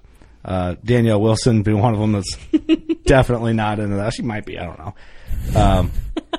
Bad bitch alert, though. That woman is. Yeah, she is. Came over here smoking cigars and cooked up, like 300 pounds of crawfish, it seemed like. Yeah. She became my idol that night. Big shout out to her for that. She's pretty awesome. Anything else? I guess you'll find out when you listen, huh? Golly. Yeah. Scared. We were really easy on you guys. I think you guys were really nervous. I wasn't nervous. We talked. I think Ross was nervous. Were you nervous? I don't know. We think you guys. Me? No, not me. We think you guys have a little guilt. Yes. We think that you guys feel more guilt than you should. But it's kind of cute. Mm-hmm. And it tells you that you care. Yeah. So that's good. But my front's been working. Cool. Well, the furniture came out. That was a big deal. Except it didn't. No, yeah, you got to follow through. I mean, with your promises. the topic came out, and the furniture didn't actually come out. Yeah. It's fucking awesome. I do remember the furniture talk on the way to Wyoming. Oh, dude. We might have talked about it on a podcast. You did, I think in May. Yeah, I think we did on the way out. Yeah, it was a big deal because Austin's like, Ross gets to go, but he has to buy furniture. Great. That was the deal. Well, that bear hunt happened. That bear hunt was... You guys want to blame me, right? You guys want to blame me a little bit? For what? The bear hunt. For going? Yeah, because it happened so last. I mean, second. yeah, it is kind of your fault. No, but it wasn't though. It wasn't. Are you shitting me? Everybody, all you girls need to blame Kurt. No. I just said it was his fault. No, it's Clint's fault. Oh, okay. Because Clint called me. Rolling. He was like, we're going bear hunting. I'm like, all right, okay, yeah. And then there were spots left, and I'm like, hey, you guys should go bear hunting. Hey, you I guys like wanna that go? we're reallocating blame here, but Clint's not here. It's Clint's fault. Yeah, Clint doesn't care. We can put the blame on him. Well, I told Austin he could go if he brought me a blonde bear, but that didn't happen. So. Yeah, I screwed that up. Way to rub salt in the wounds. Yeah, it wasn't a blonde you need one to have either. a It was little a more. cinnamon one. But What a team player. I screwed that one up. Where's your sympathy? We're talking about give and take here, and apparently she's dropping bombs. Taking it all. Cold as ice. Cold as ice. You're cold as ice. she gave and she was expecting some take, Yeah, right? Well, needed to take fair. that Need blonde her- bear that I didn't get. Next time. Next time. Just granted to go again. There goes. Just kill a grizzly in Alaska. Make up for it. It'd be like 3 black bears in one. Yeah. It might only cost you like $30,000. Yeah, we'll do that someday. Yeah, we don't have to talk about that. She's mad because I'm already looking at a caribou hunt for 23. No, Hey. no. Don't get it twisted. I want involved in those plans. Okay. I said he's going on this hunt in 21. Yep. And he's already planning a trip for 23. I'm not planning. And I said, it's just been talked okay, about. I didn't know that the Lord was this big of a deal that he's getting like all of these like offers to go on hunting trips with people. And I'm like, okay, hold on a second. It's just a friend. Right. So I said, you just need to just take one moment at a time, appreciate the moment, take it in, show some gratitude, and then move on to the next one. You have to That's all I appreciate the said. moment, but you have to be plan. planning the next moment. Yeah, you gotta Caribou be planning hunts the don't next happen one. in 2 months. I just said you need to Can't be standing slow there with- down, sucker. Yeah. Hey, I want in on that caribou hunt, though. Let's do that. Alaska, Canada? Alaska. Sam, can I go on a caribou hunt in 2023? Yeah, can I come? Yeah. If you shut your yapper the whole time. Shut your yapper. Shut your yapper. I can go. We can build a puzzle. Like all there in we a go. glue. Yeah, you guys are going to love the climate in Alaska, out playing with your puzzle when it's 30 degrees and raining for 7 days straight. I know. Let's be honest. I'm going to hate my life. Hey, you guys can carry our shit and go with us, and we'll carry our bows. And we can use find, you like, as a pack resort mules when we somewhere? shoot something. Yeah. You guys can set up our tents and have like all our meals cooked and stuff when we like go out hunting and come back. Put us right where we belong. Wow, we're getting incredibly domestic here. Yes, we are. Well, See I thought where we were you're doing going. an old Frontier role play. I thought this is what we were doing. Remember we talked about that like a little bit ago? The Oregon Trail, are we not doing this? No, they thought we were having a good time. And if you're lucky at the end, we might have a wrestling match, you know? Yeah. Yeah. Okay, then. It's going to work out. Far away from a grizzly bear. And that's we'll all live. Cool caribou hunt. I'm going. I don't know anything. I just invited myself on this caribou hunt. You going with, Ross? Oh, yeah. You probably had like a bunch of buddies that you wanted to go with and like exclude me because you didn't want to have this guy with podcast equipment coming with. This weird tattooed guy's just trying to butt his way in. Yeah, I've run into never mind. I was going to assume some things about native culture, but I was going to say they would bring me in because they'd see I was tattooed and I looked like I was fit right in. You know, part of the lane. It's kind of a big deal. Yeah, I'm like, I do have a bison tattooed in my hand, so that that's some. Well, you're in. That means I'm legit, right? That's spiritual kind of, right? In. God, we're so white. Damn. I'm such a white male in America. Yeah, we're the whitest people that ever whited right now. Ever whited. Hey, it's tough out here. Well, cool. Do you guys have fun? Yeah. Mm-hmm. Yeah, For sure. You seemed real excited still. This all just petered off real fast, and I made the old cooking meals joke at camp. Everybody was just like, yeah, this is fun. Fuck you, Kurt. Shut not funny. Thought we were having a good time here. This isn't America in the 1940s, you asshole. You prick. But I mean, it would be nice after we were cold all day. Well, that'd be awesome. Just a can of hash or something warmed up, it'd be nice. Just spam. Hash? Yeah. Oh, God. We can do better than that. That would be fun, though, wouldn't it? Do better. Do better. Thing is, you guys have to be packing some big guns back at camp. That'd be cool. We should do like a destination couples hunt. I think I am totally game for that. I've been trying to get this to happen. Yep. That'd be cool. Yes. Bear would be fun. A lot of excitement, constant. I mean, every night you're seeing stuff, and the shot's closer, and it's not real extreme like walking. I think a bear hunt would be Canadian good. bear hunt would be a good entry to that because like we could fish all day, Yep. and then hunt in the afternoon. Like, sleep in, So fun. drank in the nights. Yeah. That'd be fun. So fun. Old Barn Taxidermy has a lot of connections with Canadian bear hunts. We could easily figure that out. That'd be fun. That'd be a cool vacation. Let's do it. I like that. That's a good idea. It'd be a blast. We could get like a lot of podcasting done easy and all that, and film them and all that good stuff. So cool. We'll talk about that. Well, thanks guys. Appreciate you doing this. Hopefully everybody enjoyed it, and they're not sick of it and got something out of it. Maybe, I don't know. A lot of jokes, a lot of serious talk, different angles coming from all different ways. Are we going to be looked at differently after this podcast, you think? No. Doubtful. Okay. Well, don't know what to think about that. I guess I wish everybody could see the looks that just struck across the studio. We love you, man. We're kind of nervous. We don't know what's going to happen. I'm gonna do this. We'll do a roundtable in closing, and we'll start with Robin because she's closest over here to my right. You good? Anything to close with? I guess it's just a give and take relationship between the couples. Yeah. I'm gonna keep going with that, and to trust one another and to appreciate their passions, and just to show love all around. Fair. Ross? Yeah, I'm gonna say the same thing. I mean, of course you are.